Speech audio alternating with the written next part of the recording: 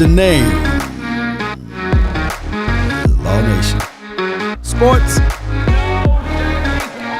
Let's go. It's the room fill up. Be sure, and I mean just that, be sure to smash upon the like button. Let a friend or a neighbor know where to go when they want to tune in to Cowboys Sports Talk and beyond. Win, lose, or draw, we in this, right? In the words of Uncle Charles, y'all already know how this goes.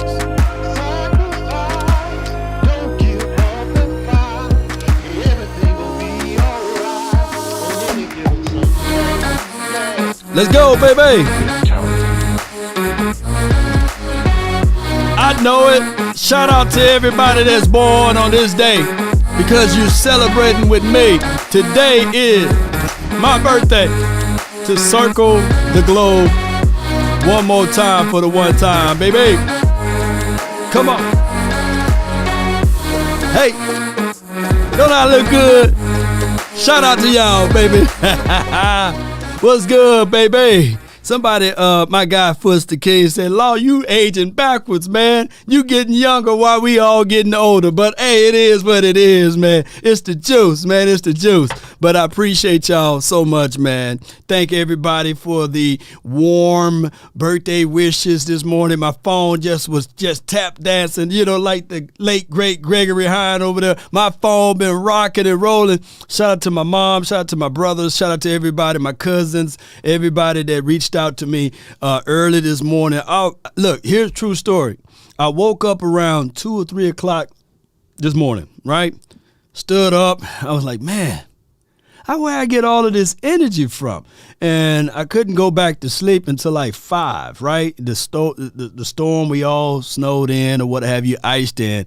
So I couldn't go to any appointments, right, to get my fresh haircut and everything. But to make a long story short, I just went back and started watching some videos, some clips and things like that. And by the time my body kind of got a little wearied, it was around 5 o'clock, went to sleep around 5, woke up around 10, But I appreciate everybody, man, for allowing me to do the things that I love to do.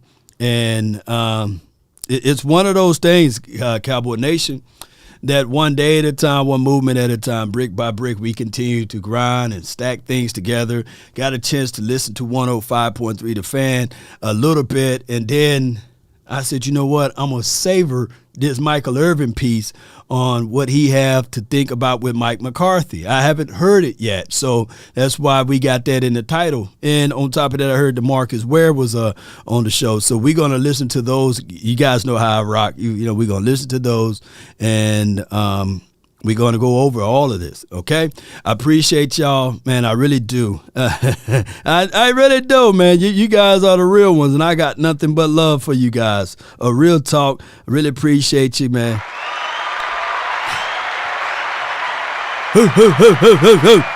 Yes, indeed. So I got one more thing off of the bucket list that I want to get to, and we're about 5K away. So even if you don't like the nation, man, just hit the like button anyway, right? And that goes a long way. And even if you don't like the Cowboys, believe it or not, still subscribe. Subscribing does a wonderful thing for the platform. So be sure to hit that subscribe button. We are 5K away from the goal, and we're going to have a unique specialized party for that. And on top of that, we are planning on, even though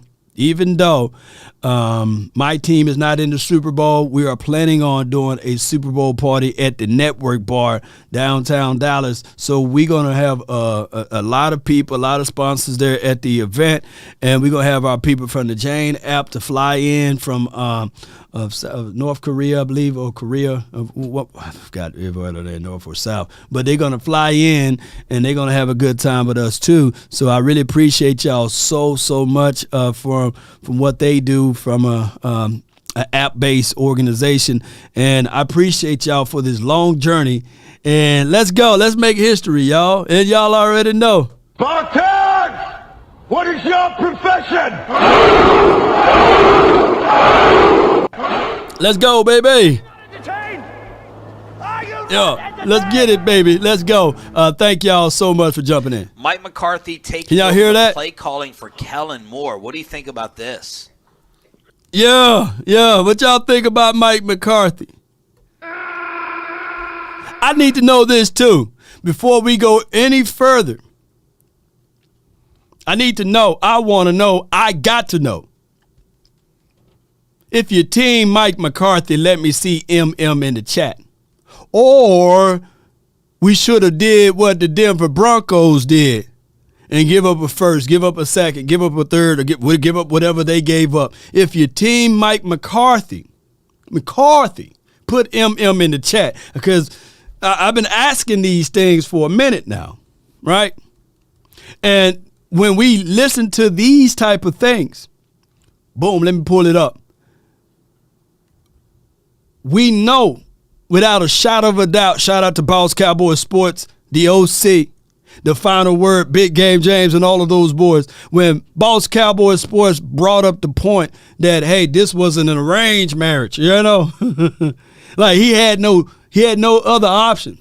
In order to get the job, you got to bring my grandson with you. And his name was Kellen Moore. And I'm not S-H-I-T-ing on him. What I'm saying is, at some point,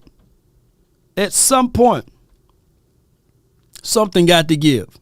And remember, we was talking about, hey, man, Mike was sullied. You know what I'm saying? You know, unsullied. He's one of the unsullies. You know what I'm saying? Y'all remember that? So what we got to see now is finally these things coming around. These things being manifested into what we said earlier, brought forth about the truth. You see, the lie can circle around the world 5,000 times, and the truth takes its time. The truth takes its time to get out of the bed.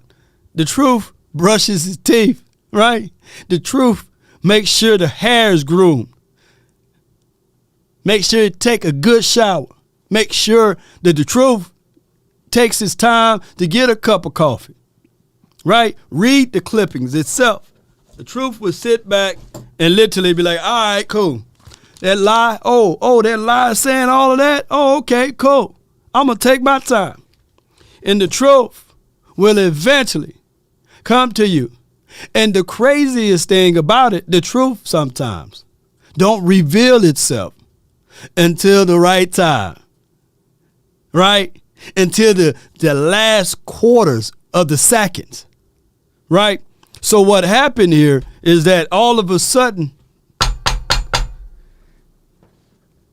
who at the door? Who at the door, man? Hey, come on in.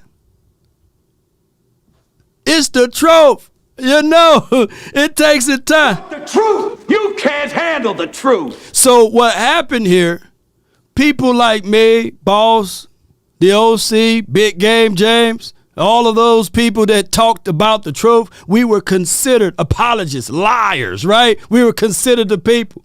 They say, man, you must be out your mind. You don't know what you're talking about. You know, that ain't arranged, man. They Cowboys would never.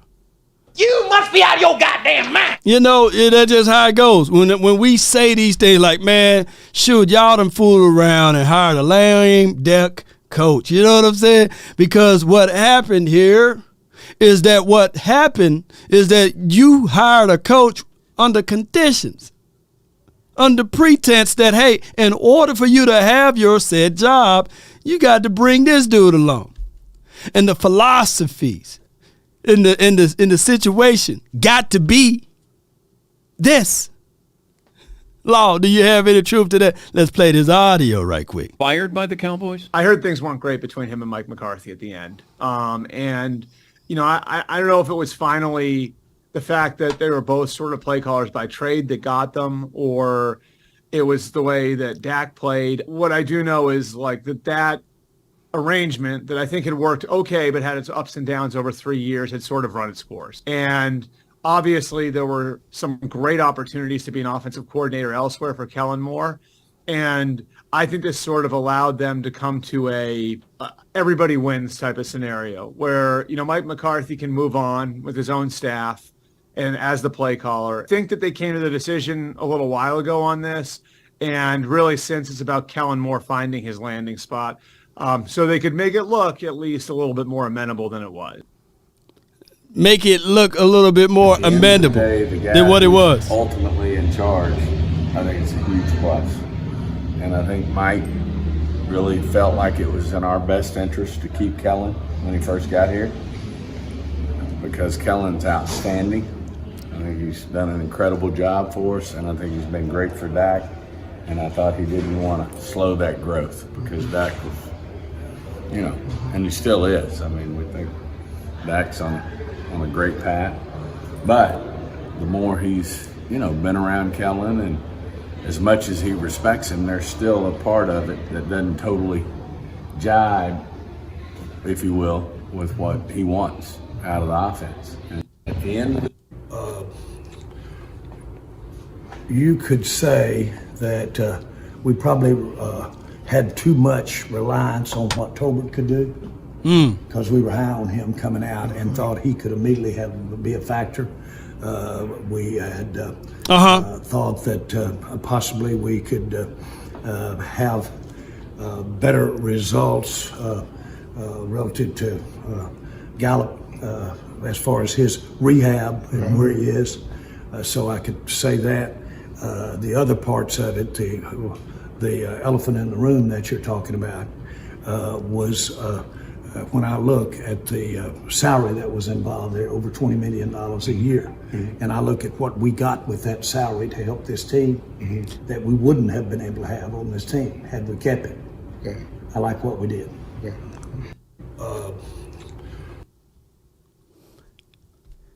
I love it. I love it. The truth. It takes its time.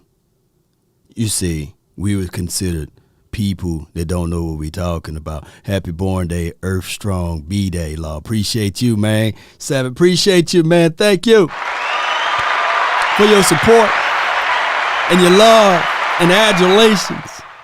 But I come to tell y'all right now, a third of us already knew that when you're leaning on a third-round draft pick who never played in the National Football League, who played for South Alabama, that all of a sudden he's going to pick up some option routes and he's going to fill in the voided areas that Amari Cooper left on the table, you must be out your mind. On top of that, when you contextualize it, when you really look at it and you look at the other side of the coin, y'all say it with me, James Washington. If you were relying on James Washington to fill in that voided area, and the person that was interviewing Jerry Jones laid it up softly for him. They threw him some softballs, man. They didn't throw no hard balls at him because they knew, if they would have said, but what about also the dude named Cedric Wilson? What about him and the production that was left from that? Get your damn act together. You know what I'm saying? That's what Jerry would have said, But neither here nor there. There was 14 touchdowns, 1,400 yards, passer rating when targeted, 122 left on the table. One can argue that, hey, I get it. I get all of the fact that you didn't want to pay Amari Cooper, but you had to pay Dalton Schultz $11 million or $10.9 million, and that money could not be prorated. You can't stretch it. You can't move it around. You can't do nothing with that money. One can argue that your team, the Dallas Cowboys, literally could have been a better team if you'd have let Schultz walk. Let Schultz walk and elevate Ferguson and Payton Hendershot and maybe go get the other guy named Hayden Hurst, to fill in that voided spot. And that would have probably been a better team. But what you did was you got rid of Amari Cooper and you asked everybody else to step inside to be who we thought that they could be.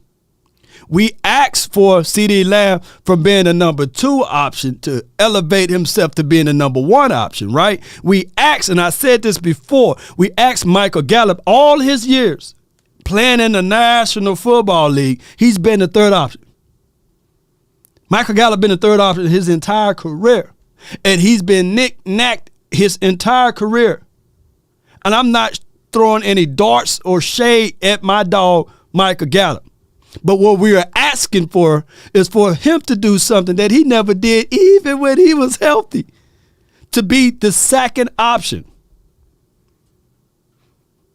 Right? Coming off of an ACL tear.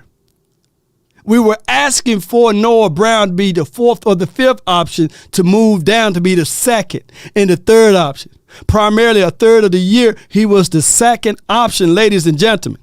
And we still was waiting to see James Washington. Appreciate you, Tevo. Appreciate you for the $4.99. And I thank y'all so much for your love and adulations. MG will be here. Shout out to you, Sadiq. I really appreciate you. Yes, he will be here. Michael Gallup, in my opinion, will be better this season juxtaposed to last season. He will be better. That's me hopefully thinking, right? That everything will match out and be right. So we were asking for all of those things, and you get exactly what you asked for. Now, granted, the team collectively finished 12-5. We matched what we did last year. But in the department of where we dropped off from, offense. We dropped off from offense, ladies and gentlemen. Our defense improved from last year. Let me repeat, our defense improved last year. So when people say, well, hey, Law, well, y'all didn't do anything with Amari Cooper last year when y'all made it to the playoff. Bull sugar, he caught a touchdown. We only utilized Tony Pollard 2 times. And I granted, we played against the 49ers again, and of course, he got hurt. But let's not dismiss the fact that we did win a playoff game. But people will dismiss that, denigrate that, because of the quarterback was 45 years of age. They would literally say that whole entire team was 45 years old, right? Even the defensive player. Everybody on defense was 40. They 40 years old. Jay Lombardi and Mark Cooper was phased out. I agree. But here's my thoughts on that. Here's my thoughts as far as an option aspect of it. Granted, organically speaking, and I appreciate you, Jay, if CeeDee Lamb improved this season, one can argue that every season he improved. Wouldn't he be even better if you had Amari Cooper the entire year, right? Because I think he still put up 1,000 yards and 9 touchdowns. I don't think that, look, y'all give me this. With a less inferior quarterback over there in Browns land, did Amari Cooper put up more touchdowns than our wide receivers over here? And T.Y., I'm going to say this too before we play the audio. Before I play the audio. No, we just going to play the audio. Because I think that T.Y. situation, if we were to bring him in earlier, I think that would have masked some of the issues and we would have been on the page a whole lot sooner, right? And Weebo said Cooper said himself he would have took a pay cut to stay in Dallas. Show of hands, he took a pay cut originally to stay in Dallas. He took one when he could have went for the Washington Commanders and got $4 or $5 million more. But he said, you know what, I would prefer to stay in Dallas, man. I like these guys over here. But that's water under the bridge now. I think that's a moot point. The Cowboys understood. Like the dude, Jerry said he don't regret of getting rid of him, and he made the justification of the $20 million. The $20 million money went to Michael Gallup and as well as Dalton Schultz, and it was split upon the other guys like the Anthony Barrs, the Dorrance Armstrongs of the world, right? So I get all of that, right? And we drafted guys, and they sat on the bench. Like Sam Williams, I would literally think that he was on an upward pattern, right, this season. And if anybody needed some tick in that final playoff game, should have been Sam Williams against a team that is just as nasty as the 49ers. All it takes, ladies and gentlemen, is one play. Look, this is what makes me angry. Sam Williams runs a 4.4 40. Parsons runs a 4.3. Why in the world you got Sam Williams on the bench? All it took was one play, and they knocked Brock Purdy out of the game, the Eagles. It's equivalent to the Eagles saying, you know what? We like Hassan Reddick, but, let's get some other guys some tick. You know what I'm saying? No, you play the guys that got some availability. I think that, man, the Cowboys sometimes shoot themselves in the foot. And granted, I'm not saying that I wish for injuries, but I want to make the terrain, the levels of the field, as treacherous as they can be. So next season, I don't want to see a healthy scratch. I don't want to see only 9 plays from a guy that I drafted in the second round and we walk around beating on our chest talking about we leaning on the draft. No, I want my young guys to get out there to play. Utilize all of that stuff, y'all. Appreciate y'all. Appreciate y'all for jumping in. So it goes from there. It goes to also watching Jalen Tolbert sit on the pine. You know what I mean? He got splinters more. If we can call him Master Splinter, he was sitting on the pine all this year, right? Appreciate your birthday. Happy birthday, Law. False Hope Yearly. Go Cowboys. Want the truth? You can't handle the truth. Yeah. But, I turned hope into hold on. Pain is ending. It's ending one day. One of these days it's going to end. I'm just going to be steadfast in my approach. And I got this. I'm going to say this too, because it was on my mind before we go into further details. Appreciate y'all. Y'all do me a huge favor. Hit that like button. Share this content. Subscribe if you like. We got a goal to get to 5K, and I want you 5 more 1,000 people to join. This was from Sports Day. Cowboys. Jalen Hurts' early success has the Cowboys' Dak Prescott swimming against the tide of history. Now, I said this, and I looked at this, and I kind of smiled at this tweet. Because early success,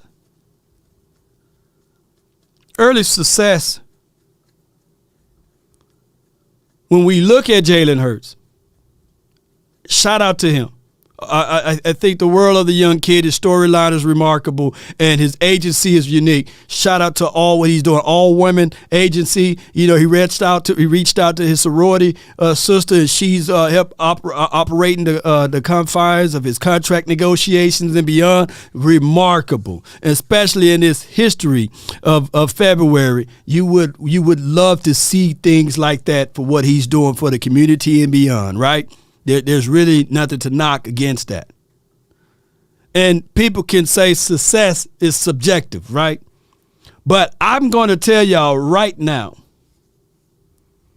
that when you believe in something, you put things around said thing that you believe in. And when you honor things that you said that you believe in, then you won't treat it like it's nothing. You make sure that you protect it. Look, for example, nobody goes and buy a new car and leave it outside when they got a 3-car garage. They at least put a cover over it. The Cowboys did the inverse of what the Eagles are doing. There was a time when we had $94 million in cap space. $94 million in cap space. And did you guys know what the Cowboys did with that? They didn't believe it in their quarterback. They didn't. What year was that, Law? Yes, it was the year 2019. $94 million in free money. But see, a third of you guys will forget about it. What they did with Dak Prescott, and I made this analogy during that time frame.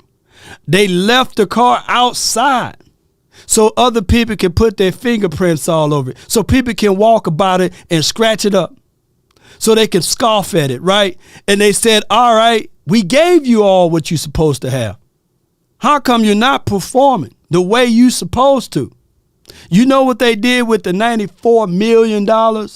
They, for one, The next year, they put them on a franchise tag. That's what poverty people do when you're poor mind thinking. When you're thinking about going to the cash advance place and you say, all right, I'm going to take out $1,000 or I'm going to do a title loan for this vehicle so that I can take that money and insert it somewhere else to help out the bottom line. Have you ever noticed, ladies and gentlemen, boys and girls that's listening, you can't find a title loan place in rich neighborhoods, in wealthy neighborhoods. You can't find a cash advance store in wealthy neighborhoods. It's quite strange to me that when you go to the poverty area, the low end spots, there's a cash advance, a check cash in place in every corner. Why?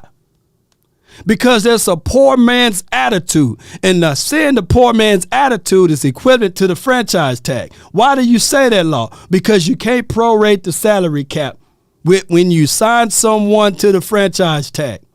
The franchise tag is a element that when it is really that is a crippled device. It's equivalent to going to a check cashing spot, because you can't do nothing with that money for the future. You end up paying more. You can take out a $400 title cash or a check cash advance place, and you have to end up paying $1,200. That is the equivalent of what we did with Dalton Schultz. That $11 million for 1 year, yeah, it sounds cool, but we couldn't prorate it. We couldn't do anything else with the money. And what happened here is that when we had $94 million in cap availability, we said, all right, we're gonna check cash, title loan, Dak Prescott, and it crippled whatever thing else you can do from stretching out the money for other players. So granted, the people that were saying that Dak is crippling the team, two things can be true. Yes, he crippled the team when the team decided to allow that brother to play on the franchise tag. And what it does is it also breaks down the trust of this team. It does. So that's why you got the conditions within the confines of the contract, that there's a no trade clause. It wouldn't have been on there if they would have paid the man early. If they'd have said, you know what, we believe in you, here's $32 million. But every year the bag went up. And when you start having doubt about players, it's just like being lukewarm. I would rather, for y'all that's following this page, I would rather for y'all to be hot with Law, not be in the middle with Law. Or I would rather for you to just be cold with Law. Don't be in between the Law. And the Cowboys operate just like that. We can go line for line how many people they done put on the franchise tag in the last 5 or 6 years. And then you can extrapolate that against the teams that won the Super Bowl and go and say, do your independent work and do your independent research. And you can see the teams that won said Super Bowls. You will see that the franchise tag wasn't used and operated or facilitated. A lot of people, they don't want to hear that. But the franchise tag cripple teams. It don't help teams. So in a situation, if you was feeling froggy about Dak Prescott, you should have put him on the market and trade away. There's a sucker born every minute. And let me know in the chat, were the Colts a sucker for Carson Wentz? Were they able to trade off from Carson, the Eagles, to get something back in return? See, a lot of people don't want to hear this.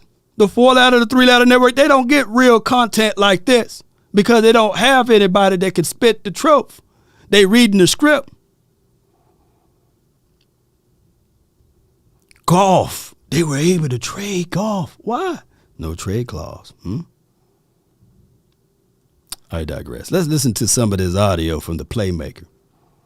I haven't heard this interview, but I'm quite sure there will be some things said the same. I know this was interesting to me, and hearing McCarthy talk about the difference in the offense, that we're not using the Jason Garrett offense. Of course, we kept things similar in terminology, but we've been doing what we do. So, I was like, that's interesting. And listen, Kellen Moore, the last couple of years with Dak Prescott, Kellen Moore put up basically with Dak the number one offense, back to back. So if you think that's improving, I can buy that. If you say, okay, we're going to improve, we're going to let Mike McCarthy, since he's done this all the way to a Super Bowl, Kellen Moore only did it to a divisional round playoff, then okay, you want to say that's improvement, I'll take it. Mm-hmm. I'll take that, but I better see something with it. Let me see your father did this divisional round, so I don't got to go get killed on TV all the time. Oh, my gosh, man, that's some good stuff by the playmaker. You can only pour into things that you know. And we got to figure things out from the hard way with this franchise and organization. There were limits to a Dave Campo, right? There were unknown potentials with Bill Parcells. The problem was with Bill is that we was coming out of the BS that the previous coaching staff were in. At that time, we had some deals that the Jones family had really burnt us with. I mean, the Joey Galloway deal, that move really burnt us. It really did. It burnt us to the ground. We gave up, 2 first-round draft picks for that? Because we were trying to get back to putting lipstick on a pig, because we were sitting there saying, oh, we need to replenish the wide receiver. It's been the wide receiver a thorn in our side for a long time. The wide receiver's been a situation for the Cowboys since 88. Michael Irvin left. We've been trying to chase the ghost of wide receivers. We've been trying to replenish that. And we can't get right with that, ladies and gentlemen. And I looked at our draft picks go all the way to the Super Bowl. The Seattle Seahawks, right? Who remember that? Sean Alexander, right? I mean, they got Sean Alexander. They used it to get some other guy. I forgot his name, but they went all the way to the Super Bowl with our picks. I was like, oh, Precious. I was like the doggone dude off of the ring. Precious. And we were in salary cap hell at that time. And I'm going to break that down, too, for all of y'all. Zach Luna says, he. I mean, Romo turned Beasley into Terrence Williams. Oh, yeah. Romo turned Beasley and Terrence Williams into something. That's partially true. But I'll give you a Dakaris for that one. Dakaris. Terrence Williams, it took him a minute, but he was one of those guys that can get some separation. Although when he caught the ball, it seems as if, though, he was falling the entire time. Sweet Feet Williams, y'all remember that? And Cole Beasley, by ladder of the stat line for your mind, had his best stat accolades with 4 as his quarterback, not as Romo, unfortunately.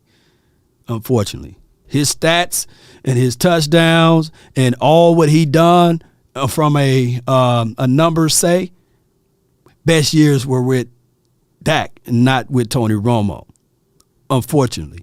But I get with what you're saying. And if y'all don't believe me, just look it up. And it would present the truth. Now, what we can say what Tony Romo did with Sam Hurd and the guy Ogletree, and I think the best one was Laurent Robinson. Yeah, he did some remarkable things with Laurent. Got him paid, and then he disappeared into ashes. You know what I mean? Laurent Robinson should have not chased that bag and went to Jacksonville. He should have stayed. But that's the story of another day. I can't tell a man not to go get the money. Nevertheless, back to these wide receivers. Then we fool around and dance a little bit with Terrell Owens. And then in between Terrell Owens, we went and got Roy Williams. Another first, was it a first and a third, or it could have been 2 firsts for Roy. But those wide receivers been an issue. And when we had something cooking a little bit with T.O., of course, that was the straw that really broke Bill Parcells' back, because he had a philosophy that he wanted to go with. But it was already prearranged marriage that Bill Parcells had to marry Mike Zim, and who was the defensive side of the coin, and that's a whole nother storyline. And then the Cowboys front office said, let's do another pre-arranged marriage with Jason Garrett and Wade Phillips, and we know how that story went, right? Oh my gosh, man, and we can go on and on.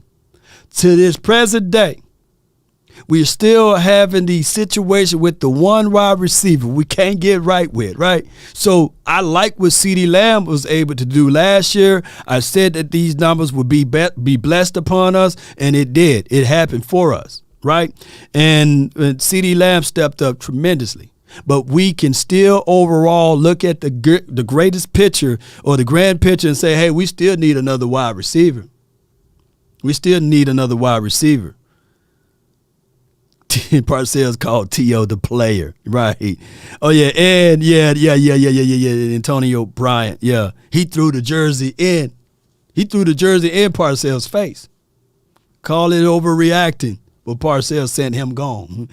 And the craziest thing of Antonio Bryant couldn't get right with us, but he went over to the Buccaneers and he got right with them, right? Didn't that happen?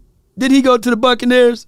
Just like Joey Galloway went to the Buccaneers after he left us and went and got right, you know. I can't make this stuff up, y'all. Don't forget Miles and Miles and Miles of Austin, yeah. The only thing that crippled Miles Austin was the Kardashians. If he never met up with Kim, I think that those hamstrings would have been working. I promise you. Just look it up. He declined when he started dating Kimberly. No shade at Kimberly. It would have been hard pressed to pass that up, right? She's a beautiful lady, even to this day, right? But she was a killer of players, right? That just messed him up, though. That messed him up. I said, God dog, man. Ooh. That Kimberly had that man's knees weak. That's what happened. Y'all was talking hammies, but I was knowing, like, yeah, I know what's going on. But some people like, nah, he never dated Kimberly, and they look it up, and they're like, yeah, he was. To live and die in L.A. Stay away from the Kardashians. You know what I'm saying? I even told James Harden he was dating one of those Kardashians. You know, I was in L.A. and they was like, hey, what you got? No, that's James Harden. You know, I didn't date one of those Kardashians. Look what happened to James Harden since he dated those Kardashians. Hands on your knees. Hands on your knees.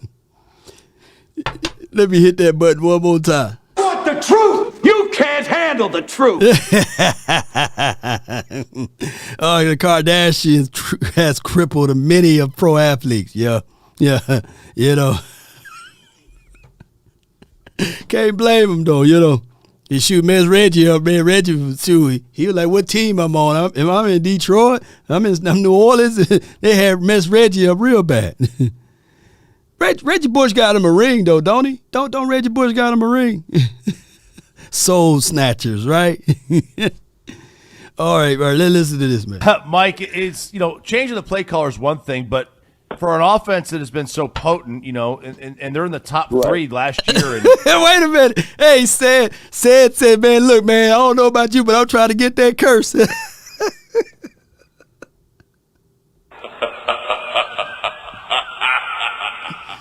Oh, my God. There's multiple ways you can get that curse, man. But Lamar Odom, man, he got caught bad with that one. Dre Maddox says, when Green Bay won the Super Bowl with Big Mike, they had Jordy Nelson, Greg Jennings, Donald Driver, shout out to Donald Driver, Alcorn legend. Although he ain't nothing on my guy, Jimmy Smith, but that's a whole nother story. Donald Driver, shout out to him. James Jones and Randall Cobb, weapons upon weapons. Happy birthday, Law. Appreciate you, Dre Matic. Dracarys. I'm going to look that up. I trust you, but I need to verify. So you said Jordy Nelson. Jordy Nelson was a very underrated a wide receiver, by the way. Greg Jennings. Yeah, Greg Jennings was pretty good. Donald Driver, James Jones. And they had a sneaky good defense, too, though. Opportunistic defense. I remember, here's a true story. True story. I was banging on the table before YouTube was about. There was a guy by the name of Charles Woodson. He had a DUI problem. He had intoxication problem, and the Raiders were looking to get rid of him. And we had all warts or what have you. And I was banging upon tables. We need to go get Charles Woodson. Before all of this, man, I wish I was doing YouTube at the time. But, man, the Cowboys, we don't hit on some of the players that we should take a hit on, right? And Charles Woodson would have been that dude that we would have hit good on. So, at the time, Charles Woodson got a chance to go up there to Green Bay land, and he re-solidified that particular team tremendously, man. Charles Woodson for the Cowboys would have did the exact same thing. He would have put us over the top. And even though he got injured before that Super Bowl, I was telling everybody, mama, uncle, cousin, yeah, okay, so Reggie Bush did win a ring in 2009. Appreciate you, Matt. Thank you, Batten. Appreciate you. Thank you so much. So appreciate you for that. So he got him a ring.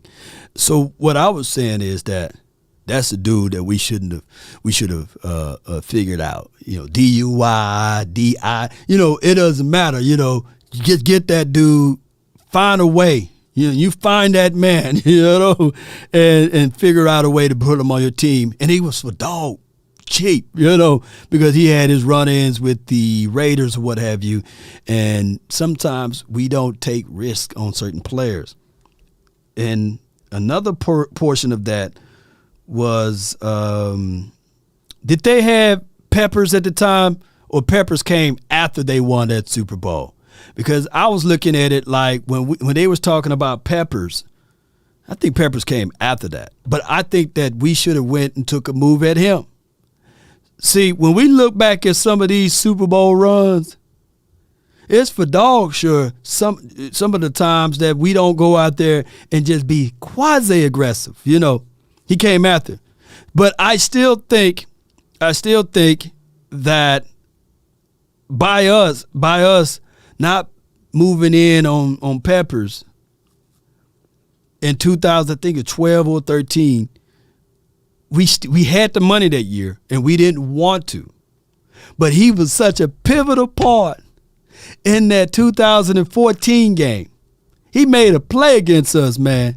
He was the dude that knocked that ball out of DeMarco Murray. DeMarco Murray would have scored. I'm still seeing DeMarco Murray scoring that touchdown. But sometimes it be the guys that you kind of overlook make plays. Happy birthday, Law. This is from Dwayne Brown. Appreciate you. Keep doing what you're doing, baby. Appreciate you. Dracarys. Thank you for the birthday wishes, man. Thank you for it, man. I really appreciate y'all all the way. I thank you.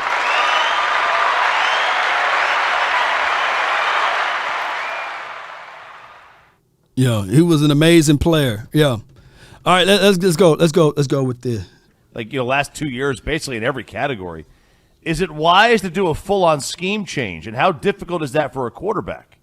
Well, they're not doing a scheme change. They're not. That's what I was saying. He said that hey, listen, this is not a scheme change. We have appreciate you, Pose. We haven't run Jason Garrett's offense for the happy birthday. We've been running our offense, appreciate you. And they kept some of the terminology the same. But hey, listen, if this dude can get us over that hump, when we stay out in San Francisco, I know there's a good defense.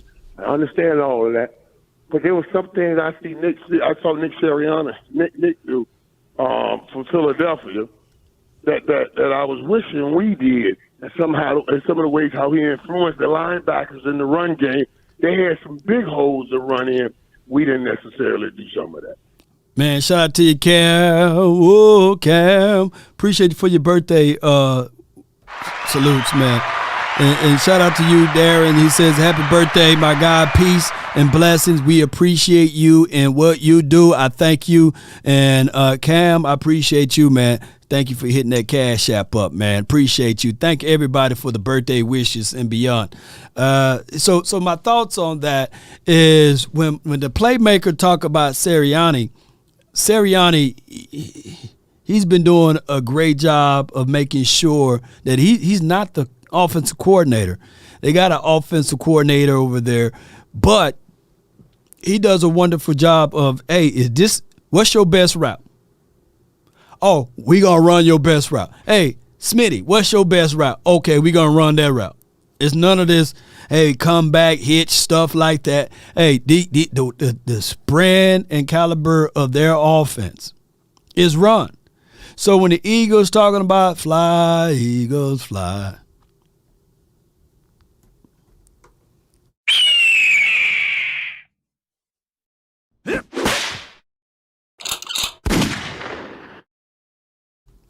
That's what they doing. Shoot that down. It's run, Eagles, run. How many? Look, let me know how many touchdown passes did Jalen Hurts throw in the postseason? Put that down in the chat. How many touchdown passes we seen? But they can run the ball. 0. Appreciate you. 0. Shout out to you, Yuhana. Appreciate you, man. Thank you. Thumbs up to you, my chief. So that's the 0. Did he throw 2 of them?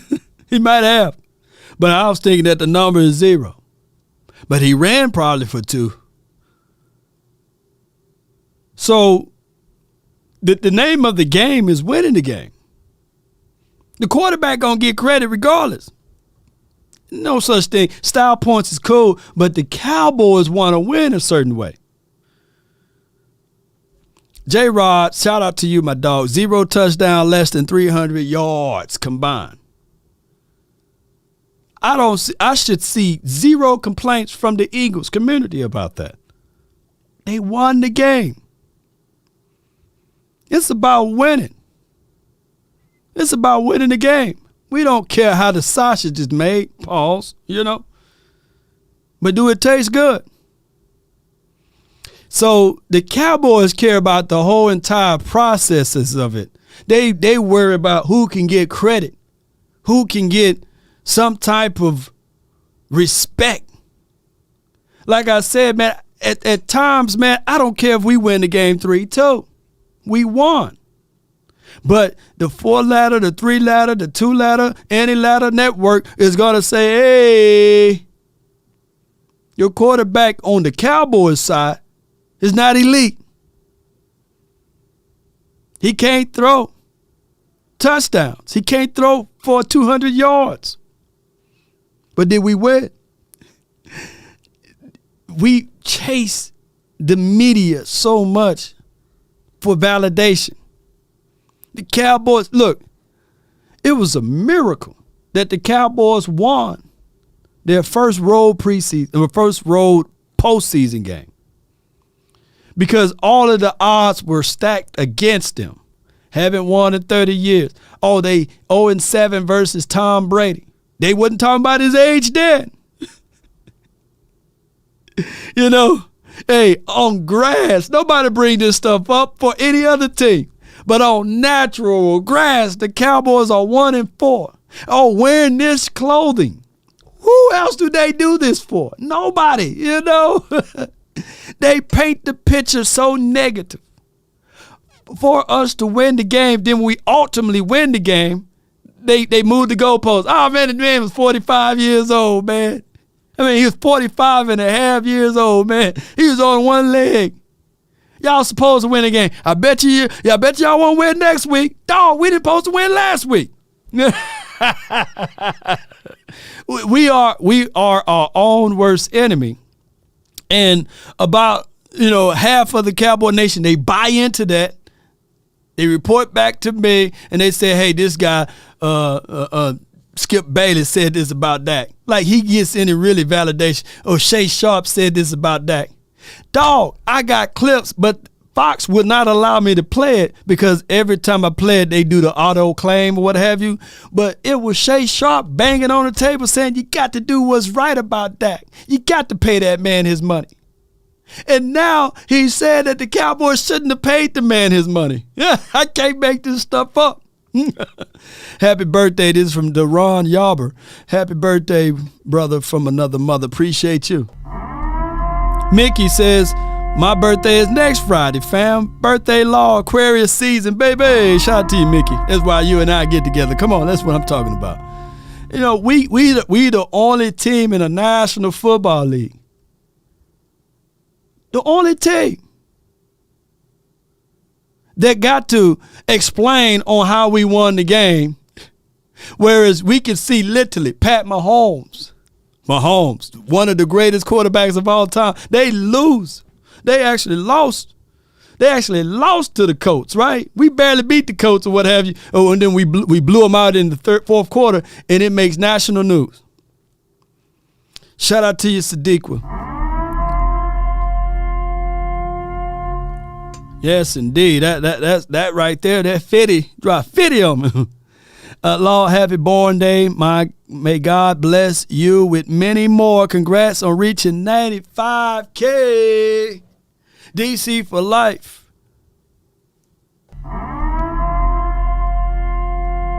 You're a real one. You are a real one. You are a real one. You are a real one, Sadiq. And I really appreciate. Let me give you another one of these. Man, I'm already thinking about popping some champagne bottles, Sadiq. I thank y'all for the 95. I told you guys about a couple of months ago. I'm more happy about the 95 than the actual 100K. So let's go. Y'all keep me here for a minute. At 95. I thank y'all, man. Because y'all know I've been saying live like 95, baby. Yes, indeed. Yes, indeed. Andre Robinson says, God bless you and your day, Law Nation. Salute. You look 30, fam. I appreciate you, man. I look good to be in my 40s. You know what I mean? I appreciate you. B. Bird, Jerry whole existence as an owner is proven that he is a football guy. That's why Garrett lasts so long and why Kellen got to be the offensive coordinator so early. I see what you're saying. See, he's trying to prove that he's a football guy. So just like he said he have no regrets for the Amari Cooper thing, he can literally look all of us in our faces and say he have zero regrets about not putting Jamie Johnson in the ring. But that's not the political way to say that, because he knows we got players that the Jimmy Johnson coach crying about his coaching legacy and beyond. Make that make sense, y'all. That they in the ring. And they said that they wouldn't be in the ring if it wasn't for the coach. And the coach not even in the ring. That's crazy to me. Appreciate you, Marcus Coleman. Appreciate you. Elmatic, man, I appreciate you. Happy birthday, Law. Enjoy some cake. You do a lot for us fans, including us in the convo. Appreciate you, man. Thank you. That alarm gonna be going off all day, baby. Appreciate y'all. Frederick, it says, happy birthday, Law. When you speak, you carry the cadence in your voice like a preacher. Love your channel, bro. Appreciate it. It just come natural. Wow. You know what I'm saying? The cadence. Michael, while it hasn't been exactly Jason Garrett's offense, like you can still see some in the last couple of years, you could still see some Eric Coryell stuff in there Coryell mixing with the traditional West Coast offense. If McCarthy is committed to going full West Coast offense, big on timing and precision, is that the wisest move right now, given that we're coming off a season where we were talking a lot about, man, the chemistry between Dak and the receivers and the timing seems to be off? Is it smart to go into basically a full timing-based offense? Well, as I said, I don't think he's changing the whole offense. He's what he's saying. He feels. Well, he's saying. I feel that he's saying that they've amalgamized his offense and made it. They've taken one in the other and made it one offense, and that's what they've been using. I don't necessarily. I don't see the influence of the movement like we see with the with 49ers. Like we see with Philadelphia, like you know what I mean, those kinds of teams, they got the influence movement, all of that movement that confuses you and makes you go one way. It's not even about it's not even about blocking you sometimes. It's about the eye candy that you get to watch with all this movement, that you're out of position sometimes to make those plays. That's what the West Coast offense does. Now, the old timing offense says, line them up, I'm going to bust your butt in the mouth. Man, appreciate you, Darryl. Appreciate you. Happy birthday, bro. May God bless you. Thank you. And Marcus, I got your comment. You said that you from Mississippi. What part, man? What part of the 601 you from? 662s and all of that. What part of Mississippi you from, fam? Appreciate you. He said about the timing offense, and he, when I say he, is Bobby Belt, said about the Eric Coryell offense that pretty much is a vertical offense, whereas you want to keep things vertically. You want to stretch the offense, spread them out, and rely on your one-on-ones, your one-on-one battles, what have you. We've seen no eye candy with this offense. Week to week, we just don't know what we're going to get. I think B. Bird spoke about this before, that we would have a concept like a 14 personnel, and then we would say, hey, man, that's unique, and then we will never to see it again. We're like, hey, man, y'all remember that 14 personnel? We never see it again. And then we would see with our natural eyes a 13 big power base offense, and then we say, okay, cool. And sometimes is when you don't have schemes and you don't have principles put in place, that's when you see things out of order. When you do things, you're supposed to do things at least in decency and order, right? There are sometimes rhythmatic things that you would do. No one loves to get out of the shower and then go take a dump, right? You take the dump, then you get into the shower. I had to use that as an analogy. I know it's too early, but you guys get what I'm saying. And some people are like, just got out of the shower. I got to go take a dump. Then you're going to go back into the shower, right?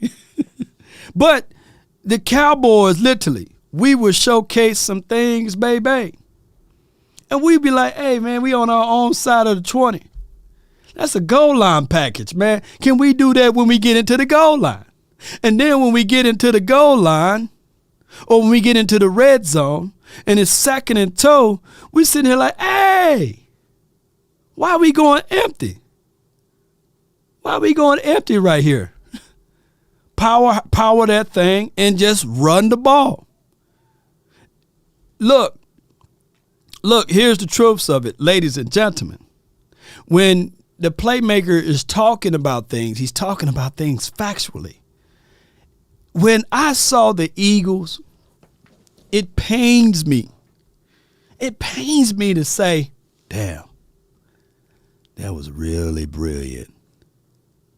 They got into that goal line, and naturally, the mindset would say, I'm not finna put Jalen Hurts in a situation to even throw the interception. They got near the goal line. They ran that jumbo package, and Jalen Hurts swatted down low. The offensive line, I guarantee you, they was talking their stuff. There's not an offensive lineman that don't like to run block, right? They was talking that stuff. I promise you, they had that mic'd up. They were all saying, y'all know what's about to happen, right? Y'all know it.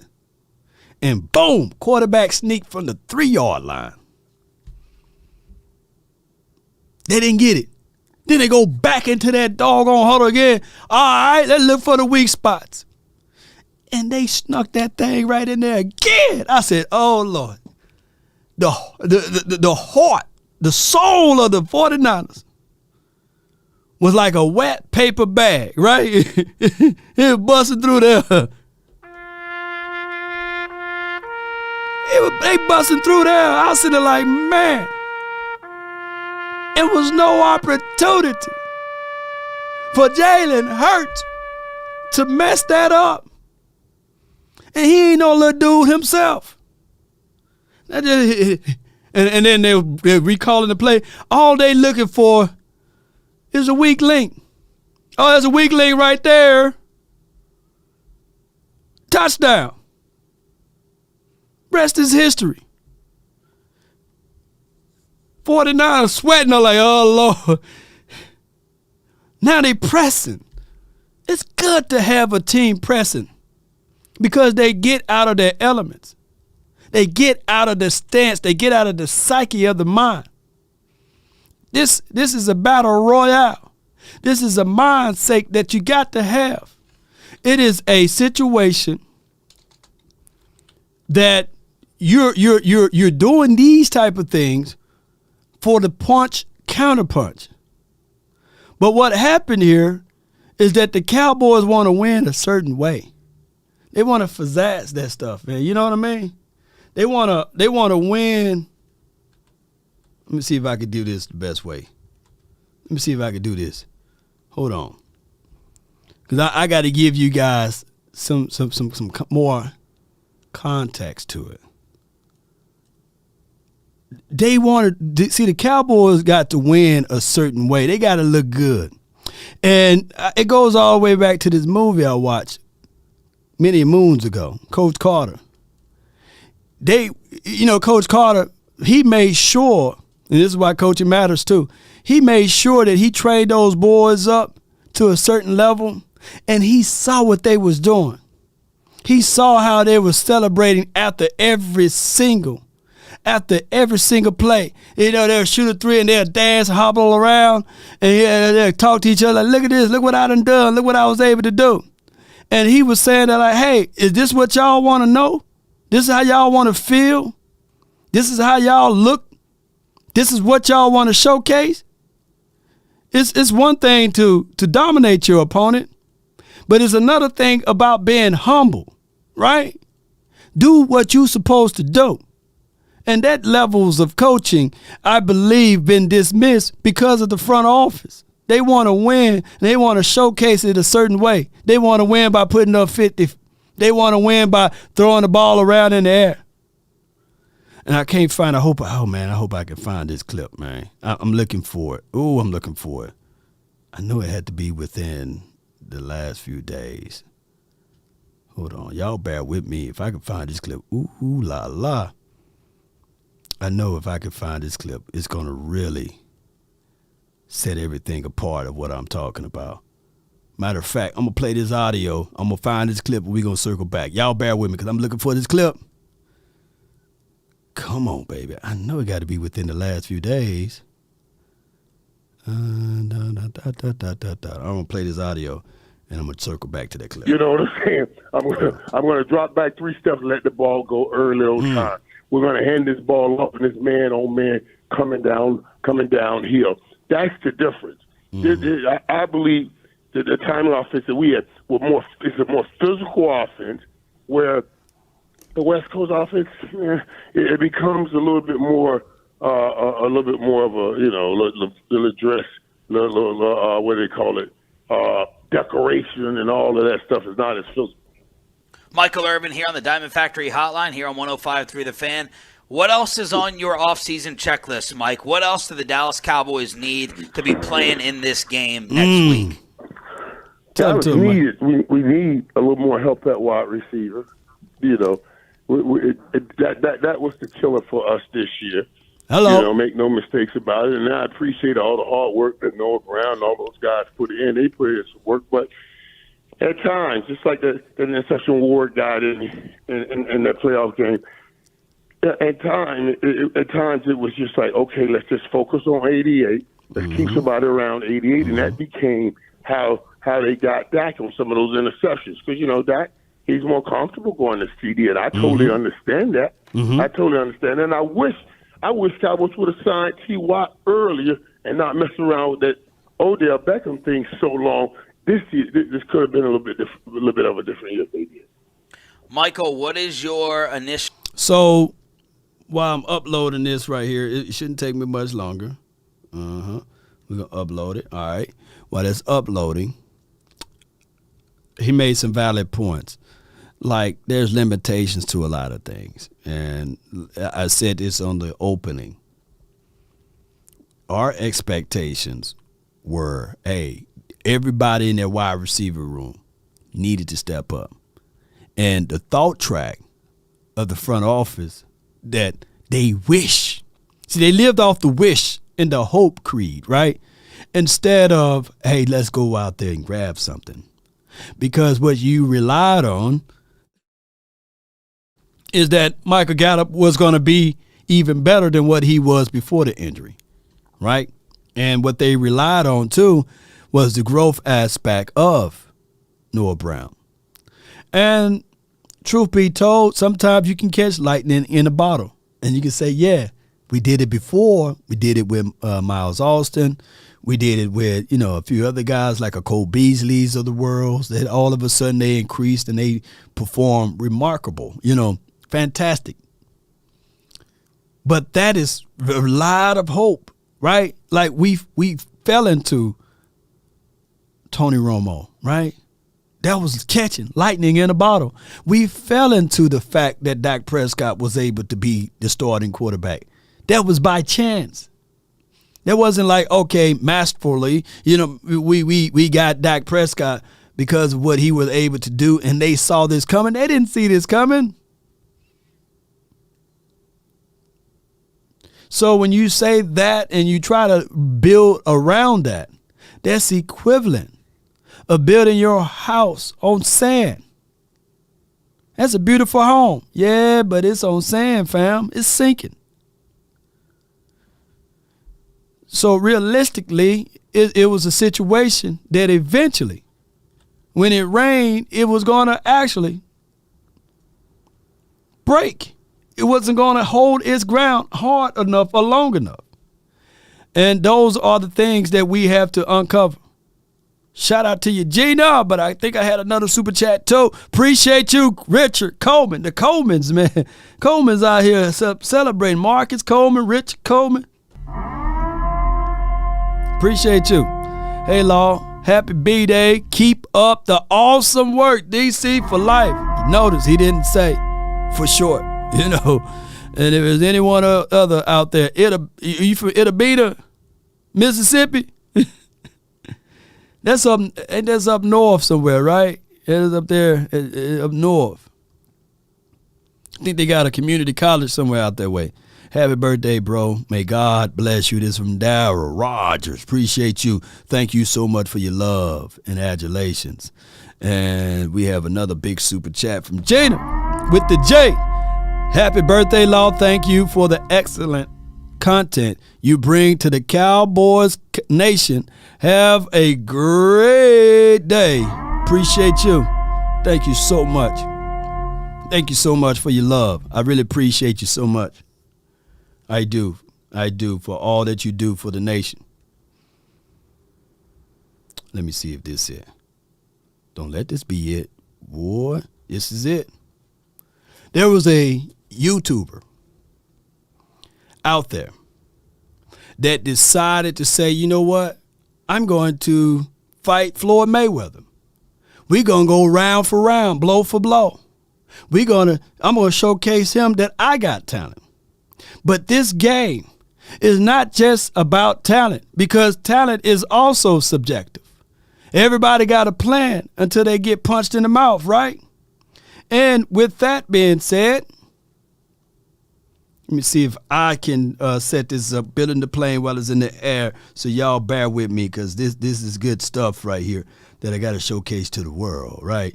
Bear with me. Let me see if I can get that going. And boom, put this right here, and we're gonna rock with this one. Hold on, bear with me.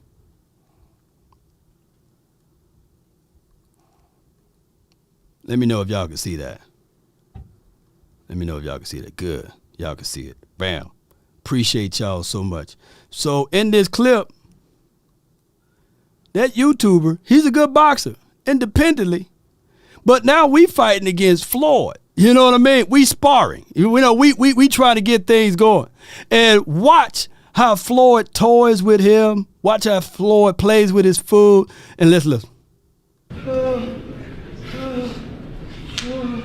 This shit don't like it's coming, but you never know it's coming. So slick. It's boxing. You never know. I'm gonna teach you how you do it. Look how fast those hands are. Woo. Strong. Be a camera. Come on. Jabbing, playing with his food. A heavy bag. Heavy bag. Nope. Yep. Right here. Watch how he drop his guards all the time. He don't want to get hit in the stomach. Those things hurt. The strategy. I'm an old man. Nobody take my time to bust you up. Not nothing hard. Like this. Experience. I'll take you right here. Okay. Slide. Hands up. Ha. He's on Floyd Mayweather. I'm the best. Look at bounce on my toes. Like I'm young. Payton. Footwork. He got him. Footwork is beautiful. John. Good work. At the end, he'll give him a little hug. But that is the area of defeat. This game is just like chess and boxing. You got to establish your points. You got to understand your schemes. And when you're talking about when you get to that level of demoralization for the nation, ain't nothing the opposition can do. And that, my friend, is what I seen with the Eagles versus the Niners when they got into their red zone. When they said, okay, it's short distance, we gonna give it to you. It was the jab. Yeah. Hit that man 2 jabs. He like, well, he dropped. The reason why he dropped his guards, because he for dog should know that he couldn't take one of those ribs. Them rib tips, Ooh. So he had to pick a poison. And that, my friend, the Cowboys, we never experienced this level of offensive strategy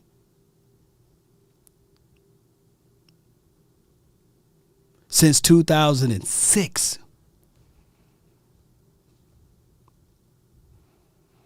When the last time we went into a game and we said, hey, we got the upper hand because of our scheme, even if we down a few players, even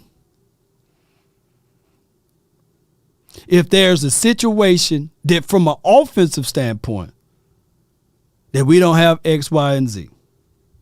But baby, when I'm telling you, he didn't want them body blows. Yeah, them body blows. He was like, shoot, that weak Dre Maddox said that weak stomach, sturdy chin, shaking my head. Yeah, but he was like, man, shoot, I help my head. I got some padding there. That belly all day.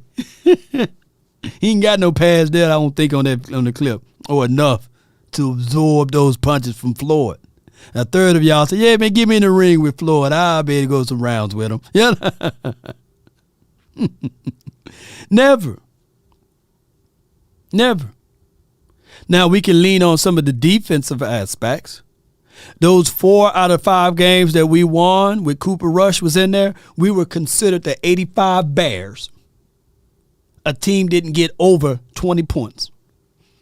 The defense locked all the way in.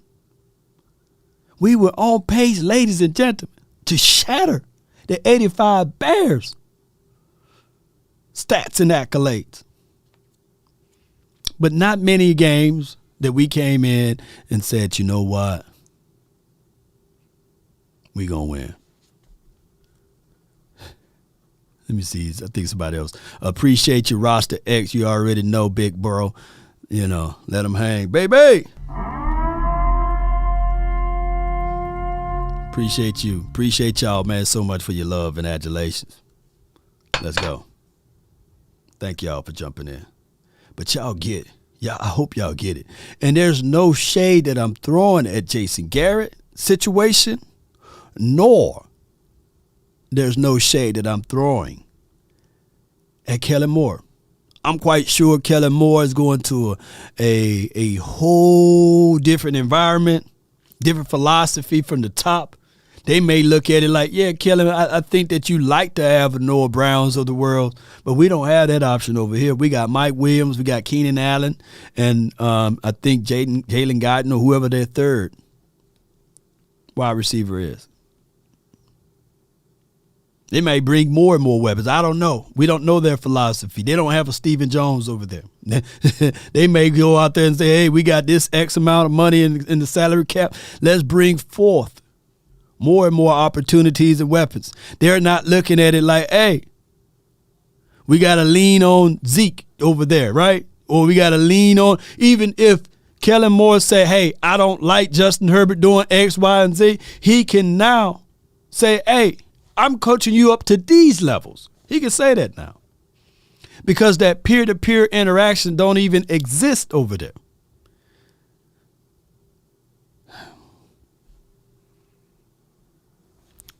Some people would never understand that. But let me see what else the playmaker had to say. But I had to show y'all that box analogy. Who think that they can last some rounds? Who think they can last some rounds in the ring?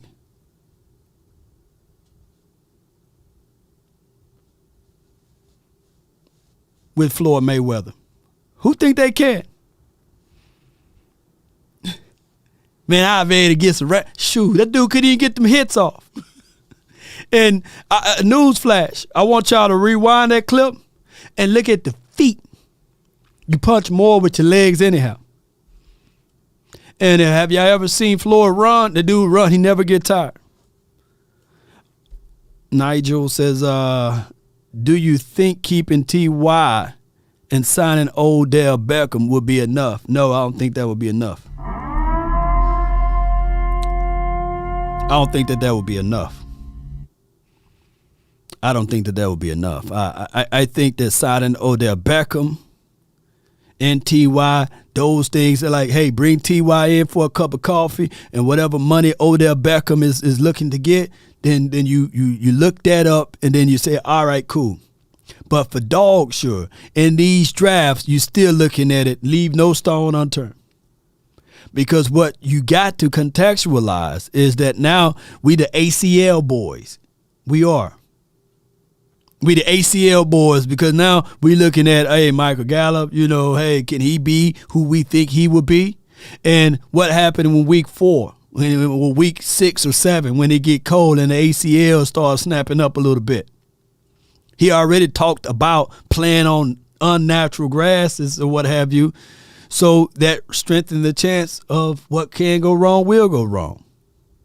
So if you do sign Odell Beckham, here's my thoughts with this. We need to hear that news just like this. The Dallas Cowboys reached out to Odell Beckham, and he will be ready for Oxnard. He will be in Oxnard for training camp. I don't want to hear, hey,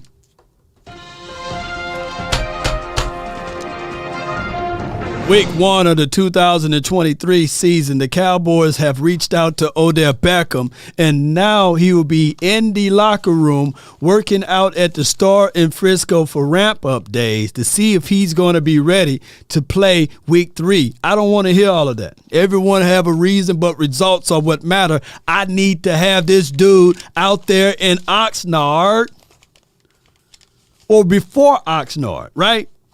He need to be out there working and getting on the same page, because what I don't want is all of a sudden we've been working out this XYZ guy, or Jalen Tolbert then worked his ASS off, right? And all of a sudden, all of that work is in vain. Because now they fool around and bring in another person, which will also denigrate all of the stuff that we've been waiting to see from this other young guy, right? So if you're going to bring in a veteran wide receiver, I need said veteran wide receiver to be in there early. I want zero excuses. I don't want to hear, hey, man, these 2 interceptions was because he was trying to get on the same page with Odell Beckham or DeAndre Hopkins. That's bullshit to me. Leave that. Don't allow the excuses to present itself, because it will be right there. Avoid all of that. Bring them out early. I don't want to hear it, Dak. I don't want to hear it, Mike McCarthy. I don't want to hear it. But, Law, you're supposed to be an apologist, man. You're supposed to be able to excuse that up. No, I don't want to hear that. This dude going into his 8th year. They talking about extending him. Well, get these guys in there early. Bang it out early. Don't wait too late. I've literally, and I'm bringing this up for you guys again. A.J. Brown and Jalen Hurts, they wasn't on the same page. But the offseason workouts and the offseason conditioning got those boys there. He was looking sus. He was looking horrible. I done seen a few Eagles fans and they're like, hey, man, shoot, he threw about 2 interceptions in practice. We talking about practice. That's where you want to do them at. But when the real deal came in, then they wrapped up and they were on the same page for the season. So that there won't be an opportunity for the excuses. Don't y'all get what I'm saying? So whoever you really think that's going to be your dynamic wide receiver for the 2023 season, get it done now. That's what even the playmaker was saying. He said, I wish, and not a Merry Christmas. I'm not wishing you a Merry Christmas. I wish they would have brought in T.Y. earlier. So that when you got a blitzer coming through the A-gap, that shoot, I'm seeing that my dog is covered up. I trust T.Y. to catch that. Now, I'm getting off of my hot and I'm going over to him. But you don't have that continuity over the weekend. Dr. Jack, appreciate you. Dracarys. Appreciate y'all, man. We just trying to avoid all of the excuses because law is going to point out the facts, but excuses are facts that you don't want to hear. Right? So we want to take that away. Rashid Rice, Tank Dell, Jalen Hyatt. Tank Dell is having a blast out there, Walter. He's having a blast out there in practices and things like that for what they doing over there. For the Reese Bowl or whatever you call that thing. He's having a day. A game. Not B, not C, nor D. A game. He's on his A game. Shout out to the A game. He says, hey, Law, I need to be a mod. Some of these people are out of pocket. This is A game. Dracarys. We will definitely work with that. I'm going to go back and we'll review all what you do for the community, and I really appreciate that. Yes, King Beerus. King Beerus says, is you live on FB? Verdi is there. For the people that's on FB, on Facebook, let me know. Give me a thumbs up. I can't read your comments, unfortunately, so if y'all giving stars on Facebook, I apologize. And I apologize that I can't read your stars if y'all donating, giving stars. But I appreciate y'all. Did we sign D-Hop? Just from Steven? I don't know. But D-Hop asked to be out. And if we sign a D-Hop, my phone would be tap dancing over here, twerking. You know, it would have been shaking all over. People would have been calling me like, hey, Law, we signed D-Hop. So I don't think we did, though. Yes, indeed. But I appreciate all of the Facebook people, man. Joey's there, Facebook, Josiah. So, yeah, so we still live on Facebook. I appreciate y'all. All right, so y'all want me to keep going? I can stop. I can keep going. I got all day. I'm iced in. I'm iced in over here. I can go all day. There were some. Let me do this. Let me share this this link that the Playmaker was on. Y'all give me a thumbs up if y'all want me to keep going. Y'all be sure to hit that subscribe key. If y'all want me to keep going, I can shut it down, and these sorts of things. But I appreciate y'all so much. Here's the link to listen to that full interview from 105.3 The Fan. Keep rolling. Appreciate y'all. Dracarys. All right, so I appreciate y'all. Thank y'all. Keep going. All right, so this was some audio. I haven't heard this audio either, and this is from DeMarcus Ware. He was also on 105. Shout out to them. They get all of the resources for speaking with players and current players, so we're going to utilize their resources here. But I want y'all to be sure to check them out, 105.3 The Fan. W for this weather, or are you somewhere else? I'm actually in DFW, but I'm trying to figure out about this diamond factory hotline. Are y'all giving out diamonds, and what's going on?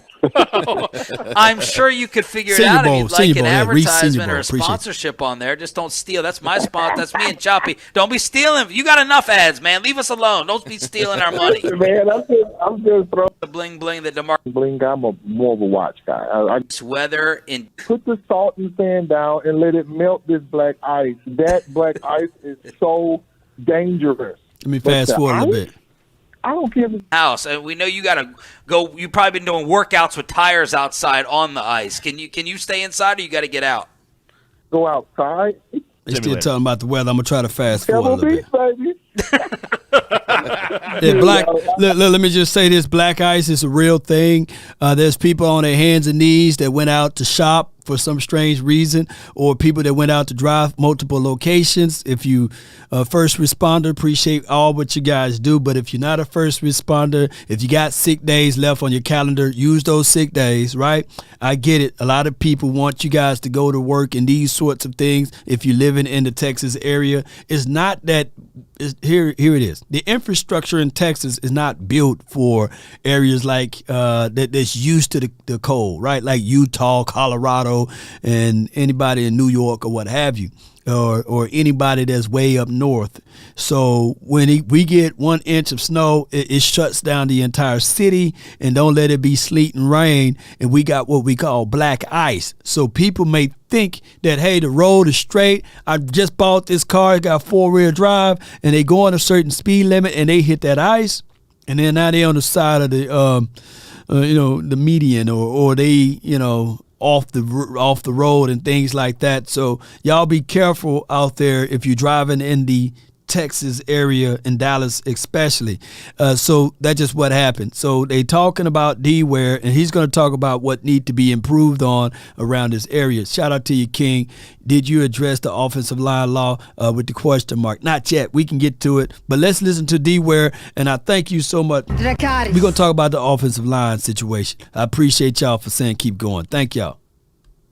I'm saying Pebble Beach is all good. Yeah. Colorado got heated roads. Some people they built for that, Utah and all of those, Wyoming, and anybody that's up north, Wisconsin people, y'all ready for it. Y'all built for it. Shoot, when I'm from Mississippi, so if there's a blade of ice on the ground, shoot, people don't know. They think they know how to drive, but they be all in the woods falling out, and they just not used to it. And I think Texas is the same, right?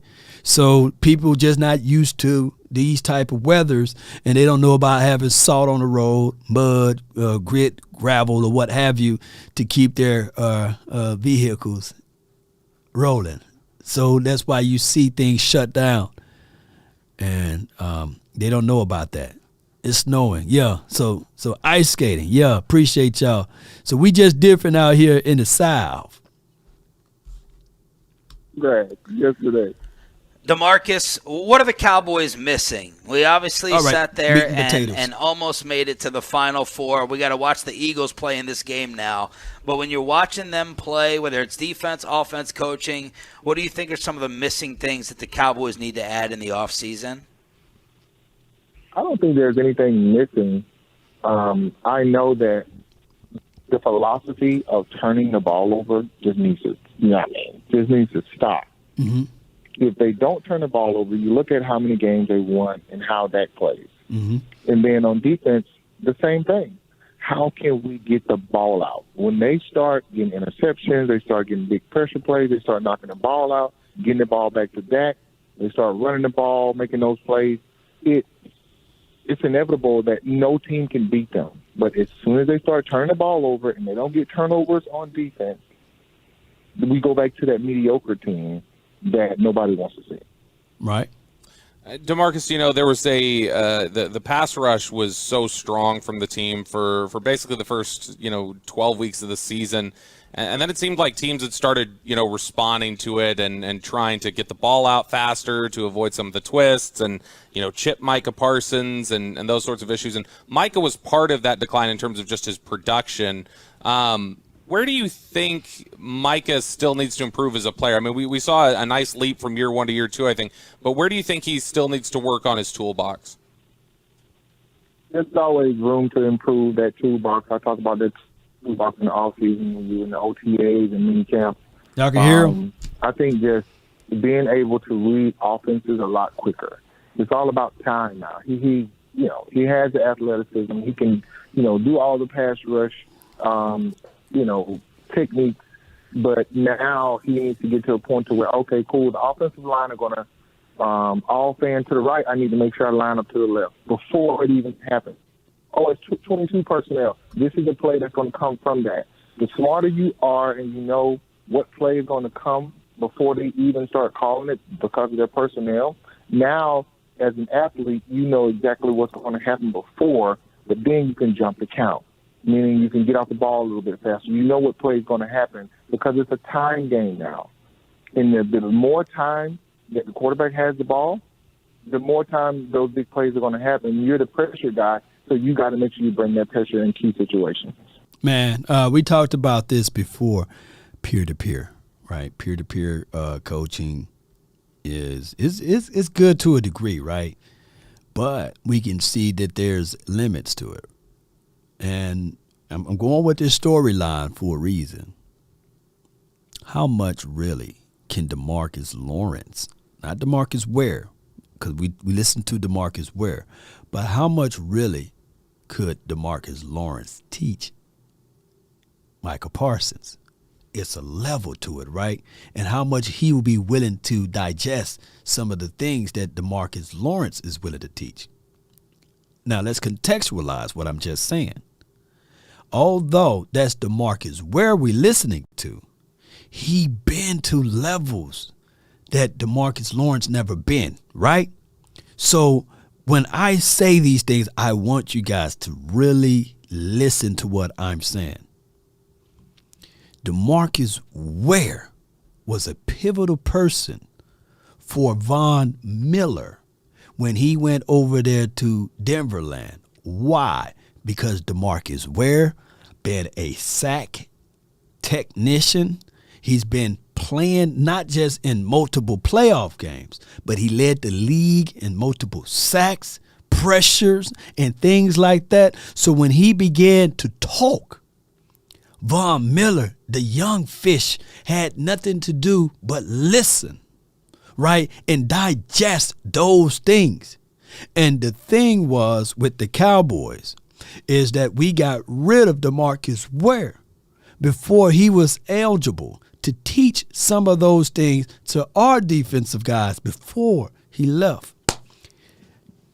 When I say these things, it goes all the way back to the whole philosophy of having Kellen Moore as your offensive coordinator to Dak Prescott. There was only levels that they were going to get to and not go beyond that.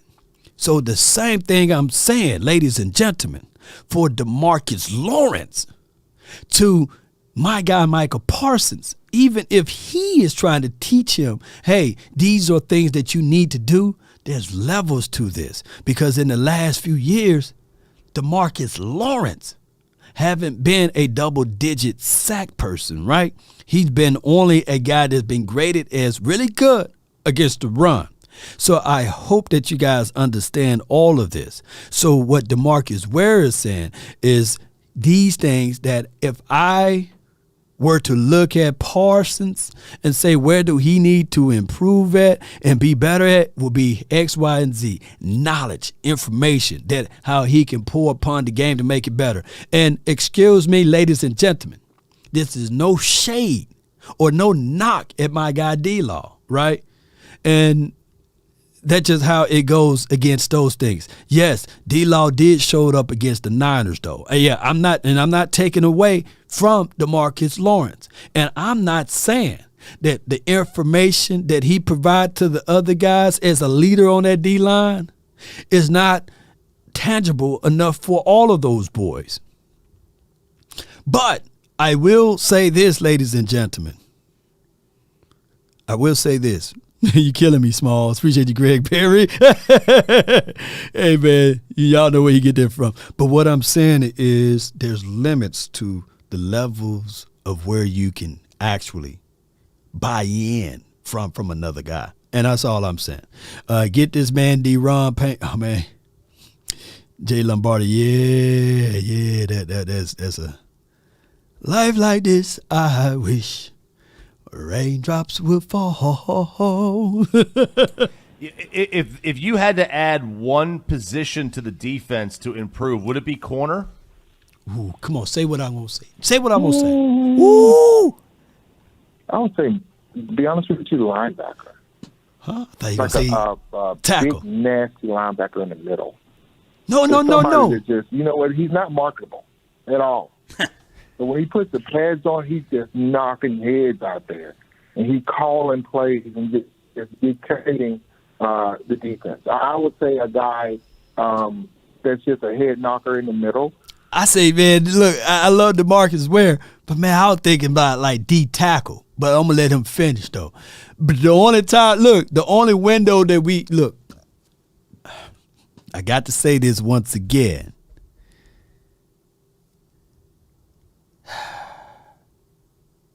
That will be a Tremaine Edmonds if you try to go linebacker now, right? He's a free agent. Devin Bush, he's not of that caliber, but he's more of a bigger guy that you can put on the edge, juxtaposed with what we're doing with our guy, J. Ron Curse, and using these safeties as linebackers. Our window of grabbing someone of that kind of talent was last year. Last year. It was last year. It made my voice go away. That Roquan Smith, dog. And I think that he would have been able that you could insert into the middle. And how much did the Ravens got him for? Y'all can put that in the chat. Appreciate you, Jay, for the happy birthday wishes. Thank all of y'all. How much did Roquan Smith got away from? You know what I'm saying? I think that would have been what DeMarcus Ware is talking about.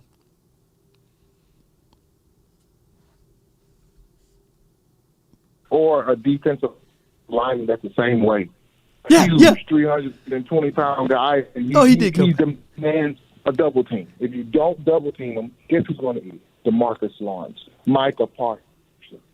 He's the guy. I shouldn't have cut him off early. It's just that anchor to where you're not running the football, and you got to pass it, and I'm going to let my outside guys do what they do best, and let's get to the quarterback. Woo! Okay, so he did double back and said, yeah, get you a defensive tackle. Man, oh man. That's what we need, baby. Here's my thoughts with this. If we re-sign Jonathan Hankins, that's only a Band-Aid, right? That's a Band-Aid move because he's long in the tooth. He's not going to be here for a long stay. I want me a young D-tackle that you can bring in that could be here for at least 3 to 4 years that could be solid at that spot. And what we need to go, we need good on defense. We need good on offense. Yeah. We good. Oh, we need good. Well, all right, I think you said that we're good on defense, basically. We need offensive line, right? That's what you said, King. We're going to double back to that one. Man, but I appreciate you for your support, King. What I'm trying to say, ladies and gentlemen, these things right here.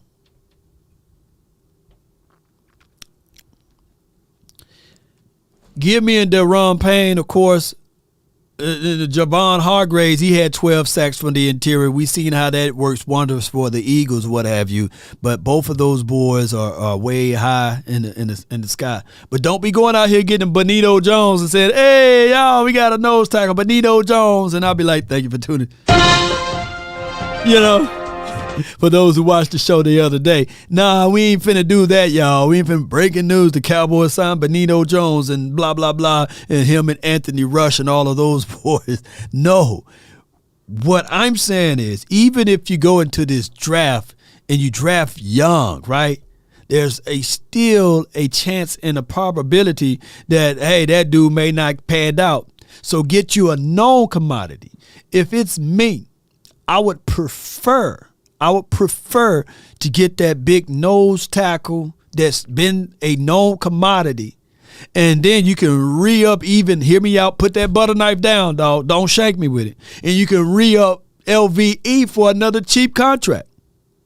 Or you can let LVE go and then just focus in on Tremaine Edmonds, or you can go into the draft and go get that studded guy. I would prefer, hear me out, I prefer to have a rookie linebacker versus having a rookie nose tackle. How y'all feel about that, man? Brandon says market value for Payne is 5 year, $97 million. Yeah. I mean, you're going to have to pay the piper one way or another. And I get it. A third of you guys may not like this ideology of spreading the money out for Dak Prescott so it can lessen the salary cap so you can get a Deron Payne. So y'all can talk about me.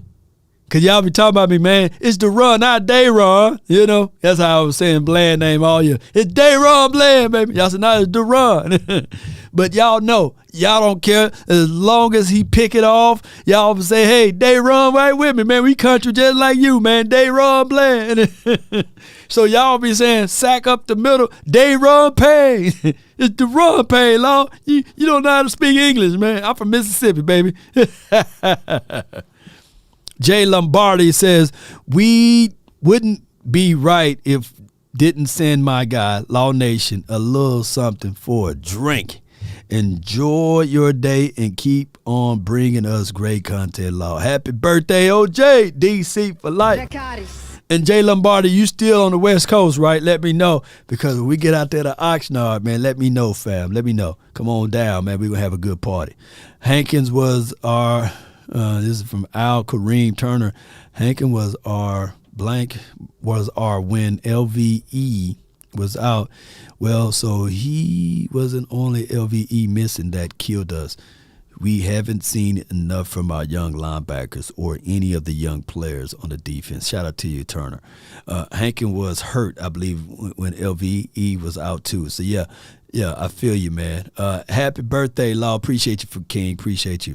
1991, Russell Maryland, last defensive tackle. This was in the first round. Dracarys. Yeah. Yes, indeed. Good stuff, man. DeMarcus Ware here on Sean and RJ, courtesy of Bet Online. It's DFW Sports Station 105.3 The Fan. Would you rather go up and defend Patrick Mahomes or Jalen Hurts? I would say Patrick Mahomes. Because Jalen Hurts at RPO, I hate that play. No, you don't know if the quarterback has the ball, the running back, the wide receiver coming around the corner. You don't know anything, and he's really healthy. Mm-hmm. And as a Lion, when I'm out there, I would say hunting or getting pressure on the quarterback.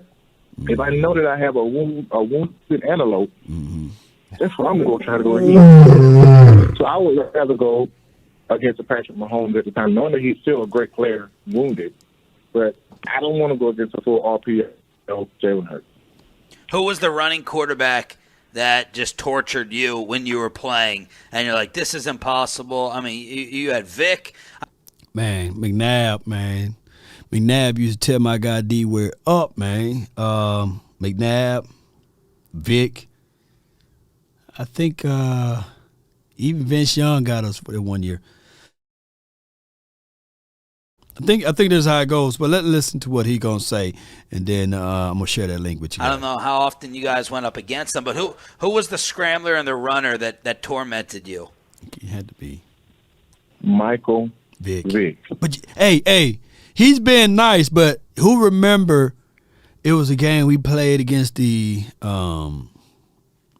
Vic played for the Atlanta Falcons. We picked six that boy. Remember D Ware picked him off, man. Did he pick six him? Or did he didn't score? Y'all remember? Come on.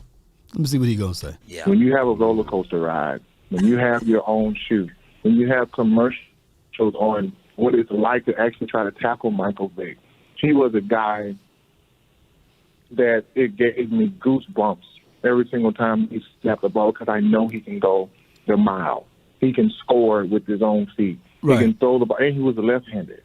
So he saw me. It was the pick six. Every single time I got past the quarter, we won that game, I believe. Tackle, he can see me. Usually the guy is right-handed, so he has his back to me. So I'm like, all right, cool, I got a little bit of time. But Michael Vick, and he can run.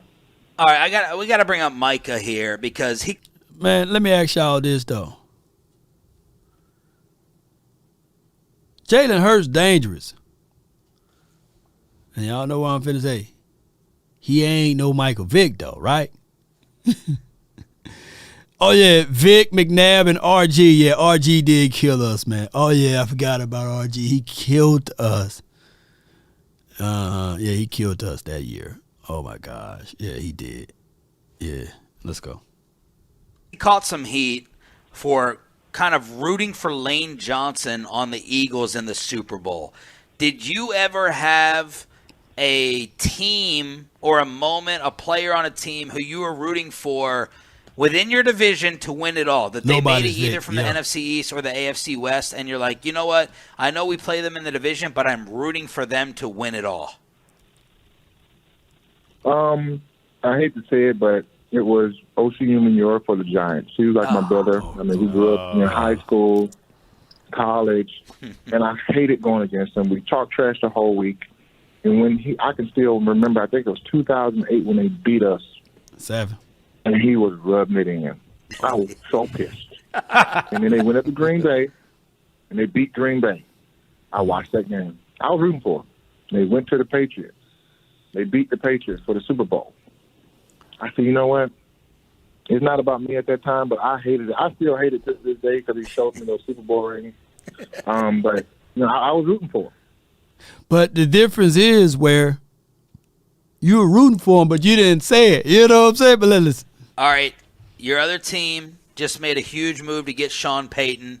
What do you think about Sean Payton to the Broncos? And do you actually think that he can save and fix Russell Wilson? I think he can fix that offense, and he's going to do a great job up there, especially just the mile-high attitude that they have, the team that they have, all the things are in place. I think they just needed somebody to go up there and orchestrate it. No doubt, man. All right, so to listen to that full interview without me pausing and rewinding, the link is now in the chat area. One thing I can tell y'all, man, the NFL is different, right? What's circulating on my Instagram and Facebook posts is the rivalry, right? And it's also on my Twitter.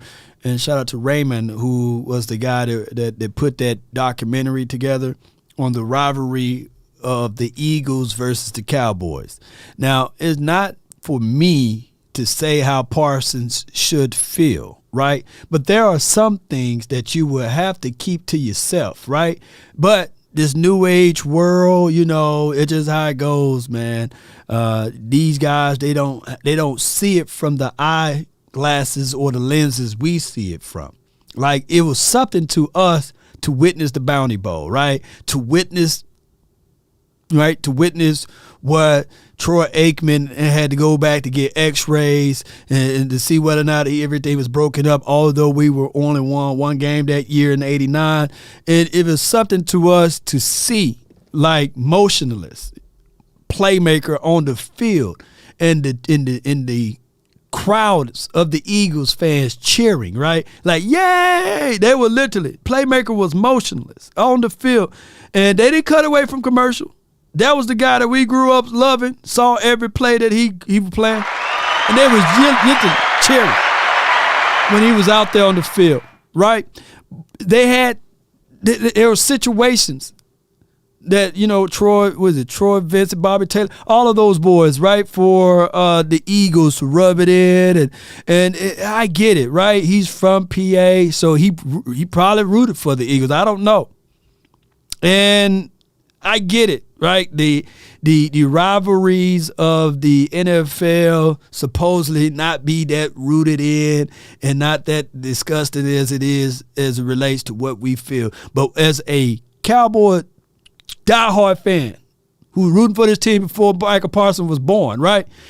It's hard pressed for us to think, even if he's right, to say go Eagles, right, for a situation. And I get all what the people in the new age was saying. They're like, hey, this dude, he's have a right to root for Lane Johnson. Well, root for him secretly, right? I mean, come on, y'all know how this goes. Some of y'all might have a buddy of yours that have a banging wife. You don't say, yeah, man, sure, he getting them yams, man. Yeah, man, shout out to him. You don't do that. You be like secretly, yeah, she's hot, but you don't yell it out to the world. Hey, I'm glad he's getting in that. You don't broadcast certain things. Some things you just got to keep to yourself. So granted, and shout out, kudos and credence to Lane Johnson. But you don't have to go out there and express to the world. Man, if I had that chance, woo, you don't do all of that. You don't. But to each his own. I get what people like to do, and you can wish your homies, hey, man, much success for them. But you don't have to give more details. But New Age cyclings bring that up. And the fans of this team, we can't just erase our thoughts about what happened. You know what I'm saying? What the Eagles organization and franchise done, right? Because we still have those feelings and emotions. So it goes two ways. Like, we can't all automatically shut it off and say, hey, as a fan, we supposed to like the Eagles for what they're doing now. No. Some people hold that stuff to their heart, right? But it is what it is. I shout out to him, credence and kudos to him for what he do. In the individualized aspect of it. But we had remarkable players on our team. And you won't hear Eagles players uttering, hey, man, that's a real good player. I hope what's best for such and such. No. And the same praises that you are giving the Eagles, they'll take it and flip it on you. Their fan base will chew you up and spit you out and call you soft. Right? There's a true battle of Lane Johnson versus Tank Lawrence. It's a rival battle between those two. You won't hear Tank saying, yeah, man, Lane, hey, he's hell of a competitor, man. I like what he brings to the table. Hell no. Them two don't like each other. But now you got a person that's on your team say, yeah, man, Lane is a Hall of Famer. Which you're like, God, dog, come on, man. A person on your same team can't stand that dude, but it is what it is. And Micah Parsons from Pennsylvania, and Lane Johnson is from Texas. So when will Lane Johnson start saying, hey, man, Parsons is an animal. He's a beast. Respect to him. I don't hear that being reciprocal, right? Hitler won a Nobel Peace Prize. Nobody bringing that up. He was nominated for it, right? So I don't hear Jews say, hey, man, he was a Nobel Peace Prizer, So there's ways we can start looking at this stuff from an aspect of that's a rivalry. We can't stand those boys. That's just what it is. And those are facts. But, modern day football, that's just how it is. From a fan, and the word fandom is just that, fanatic for your said team. But it is what it is. Fans are taking it too serious. Well, That's why I say you don't have to tell everybody everything. He could have literally texted the dude and said, hey, man, I congratulate you. Hey, man, much success to you and what you do for your organization and franchise. And all of this wouldn't even be a conversation. But when you start broadcasting things out to the world, you leave opinions. And not everybody is willing to accept your opinion. So that's why they're going to have some kickback. That's why they're going to have some recourses. Because it meant the world. Look, the playmaker meant the world to them. And by them seeing someone emotionalist out there on the field, you can't take those feelings away. There was people that got hit with those batteries. That when they was throwing those snowballs with batteries.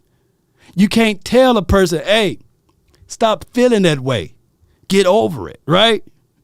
That's just how it goes. The bounty gate to some people was everything. You can't take those emotions and feelings away from someone. So they have every right to say, hey, Parsons, how dare you? And that's not the first time. Go back. Y'all go back when Jordan Hicks laid out Tony Romo and landed on his collarbone and crushed it. The Eagles fans were celebrating then. And that wasn't 20 years ago. So when we start talking about rivalries and what it means to some people, it means everything. Look, every year when my JSU play, I'm just looking for my JSU to beat Alcorn. I'm looking for my JSU to beat Southern. Those are the two teams. As long as we beat Southern and Alcorn, we all right. You know what I'm saying? Our record could be just 2 games. We can win 2 games out of a whole year. The rivalry means things, but I get it. Salute to Alcorn for when they won the championship. Salute to them, but I still can't stand them. You won't hear me say, yeah, man, shout out to ASU. No. That's how rivalries are. Time to prepare our road to the Super Bowl next year, Jason. Yes, appreciate you. Appreciate you so much. The truth can be uncomfortable, though. That's just what it is, unfortunately. That's just how it is. Parsons is our best player. Why do people want to trade him? I don't think people want to trade him. I don't think people do. But people want to have him stop talking sometime. Right? That's what people want because he's talking. And some people love it. Some people love it. That's more material for them. That's just how it goes. Unfortunately. Aaron Jones to the boys, not that bad. Yeah. Y'all better trade Parsons. I'm telling y'all here now. He checked out. That's from I Am Awake. It could be. I don't know. But Parsons is a man beast, and we'll see. And he's still young. He's going into his 3rd year next season, and we will see how everything goes from there. Shout out to him. I'm not saying that he's the reason for anything negative to happen to this team. But people, like I said, if you can keep your head when all about you are losing theirs. If you could trust yourself when all men doubt you. Right? And so all of that goes into, y'all won't be Southern University's Big Steve. Shout out to you, Big Steve. Shoot. We gonna beat Southern. Y'all can put that in 3-inch headlines. You know what I'm saying? You know what I mean? Yeah. But that's just how it goes. I got to play Micah on Madden, yeah. I miss his talking. I guess I know the field, he can't be replaced. Yeah, you can't be replaced on the field, right? You can't be. You just got to go with the process with it.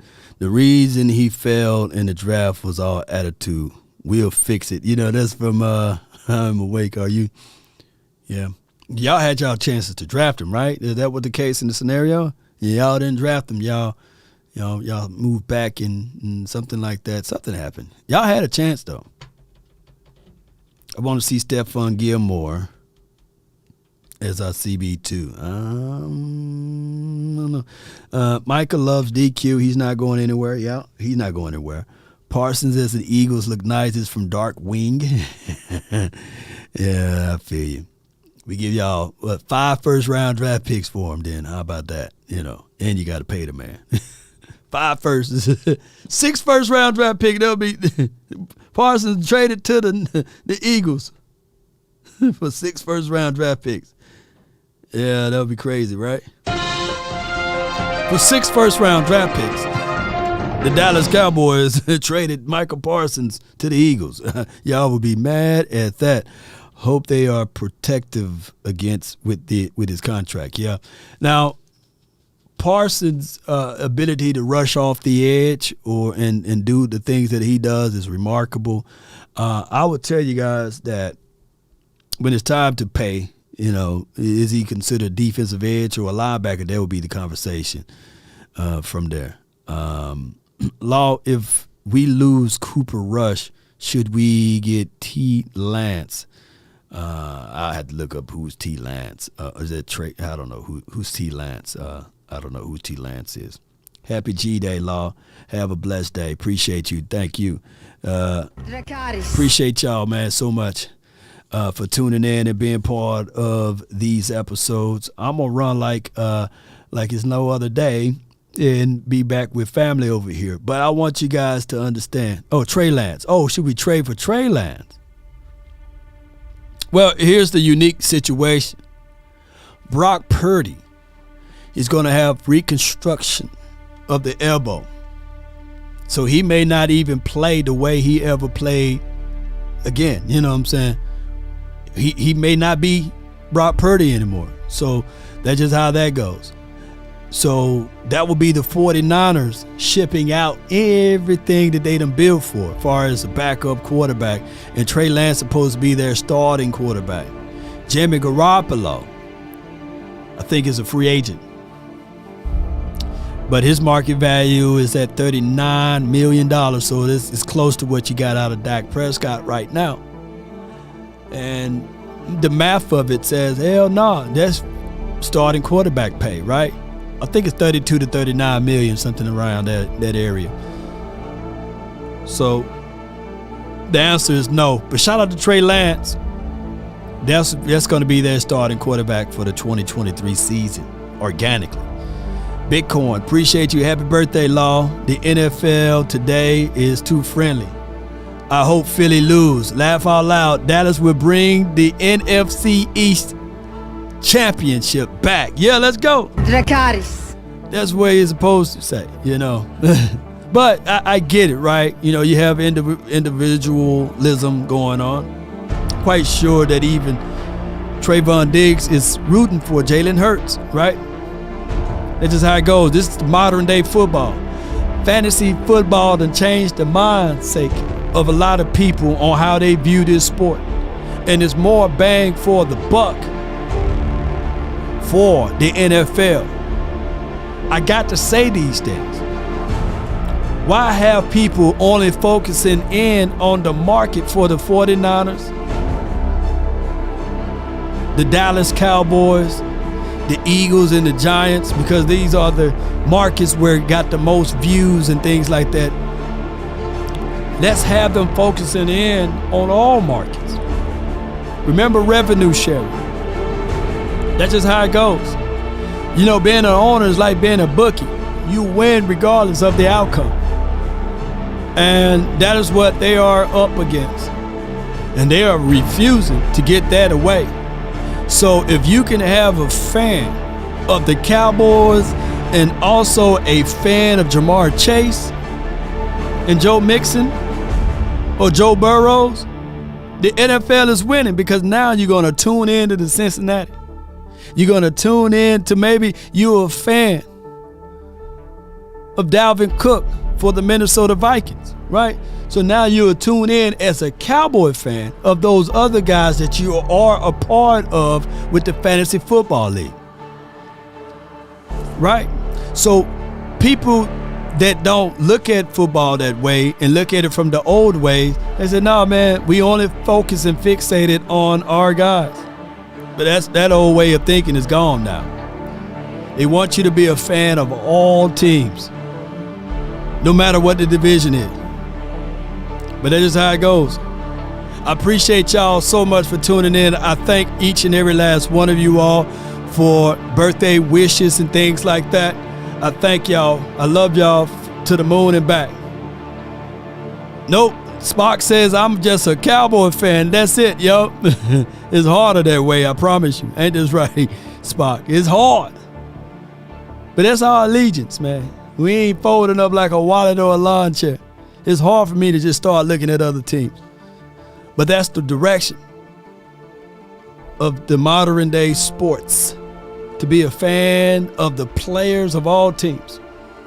And the owners get the chance to revenue share that thing across all of the other 31 or 32 teams.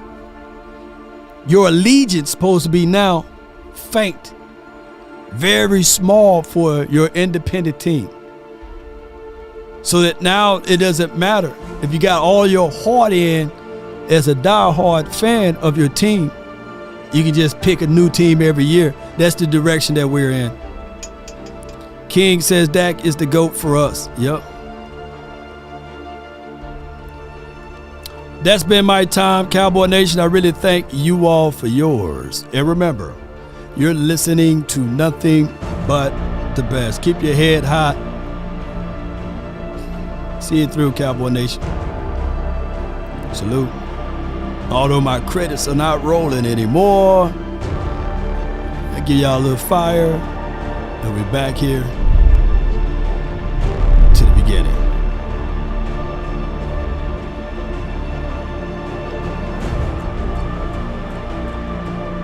Run it up one time for me. I just wanna run it up. Can we check or something? I've been really in the field, let up. Caleb Williams. Yeah, King, yeah, he's really nice. Caleb Williams is nice. No doubt. Don't need no deals, I make the deal. Have to take it to a meal. Lately, I just wanna run it up. Yup.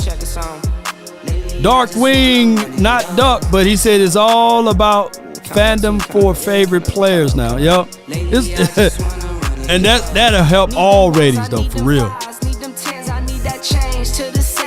So over it, appreciate you. Sean D, thank you. Darren, Posey. Even if the Eagles win, Cowboys will still dominate the headlines. TV time. Yeah, you ain't lying. And I think that even Jerry Jones came out earlier this week and said, hey, I love being right in the middle. That's what he said from his mouth to y'all ears. And that's the reality of it. It's hard pressed for me to tell anyone that I'm going to make $100 million a year regardless of whether or not we win or lose. You see, he still get the piece of the pie.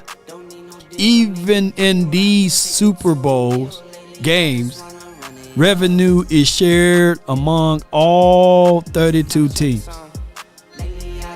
That's why I say outside of bragging rights, there's really no incentives to win the Super Bowl. Outside of bragging rights, the money is still split. Now, if the NFL say, we will give $1 billion to the team that win the Super Bowl every year, shoot, that incentive to win, shoot, you'll see some more chances and opportunities for those guys to get to that spot.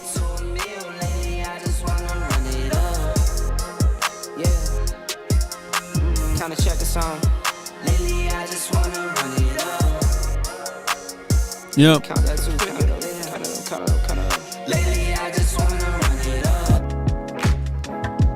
Appreciate y'all. Roger Goodell is a brilliant liaison for the NFL owners because he know how to present himself as the big bad wolf and to get everybody distracted a little bit, right? No doubt. Shout out to you, I-Rock. Happy birthday, Law. See you in Oxnard. Salute. Appreciate y'all, man. Love y'all. Muse, thank you for the happy birthday wishes.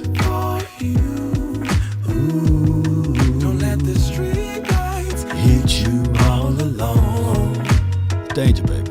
You know it's dangerous to go alone. Come on. Don't let the street lights Shout out to you. Sean D. Jealous. Envy. Shout out to you.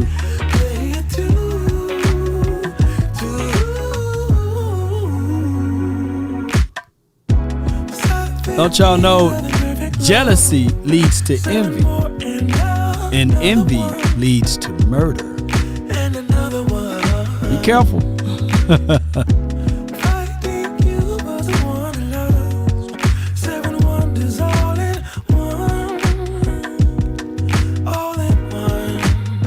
I'm awake, or you? Hit you. You're giving me an Eagles love birthday cake.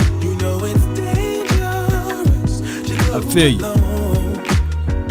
If I offended anyone today, charge it to my head, not my heart. Especially with the Nobel Peace Prize for Adolf Hitler. But those were the reality. I know the truth. There's a lot of people that they don't want to accept that, man. Like, hey, man, no way. Somebody looking up, no way, man. Adolf Hitler was connected to a Nobel Peace Prize. And they look it up and they say, damn, Law was right. Like, this mother don't miss. No, he's good. That mother don't miss, man. He's good. In the heat of battle, he don't miss. No. In the heat of controversy, he don't miss. So far, so far. If a baby grain can fly, fly on, fly on, fly on, fly on, fly on.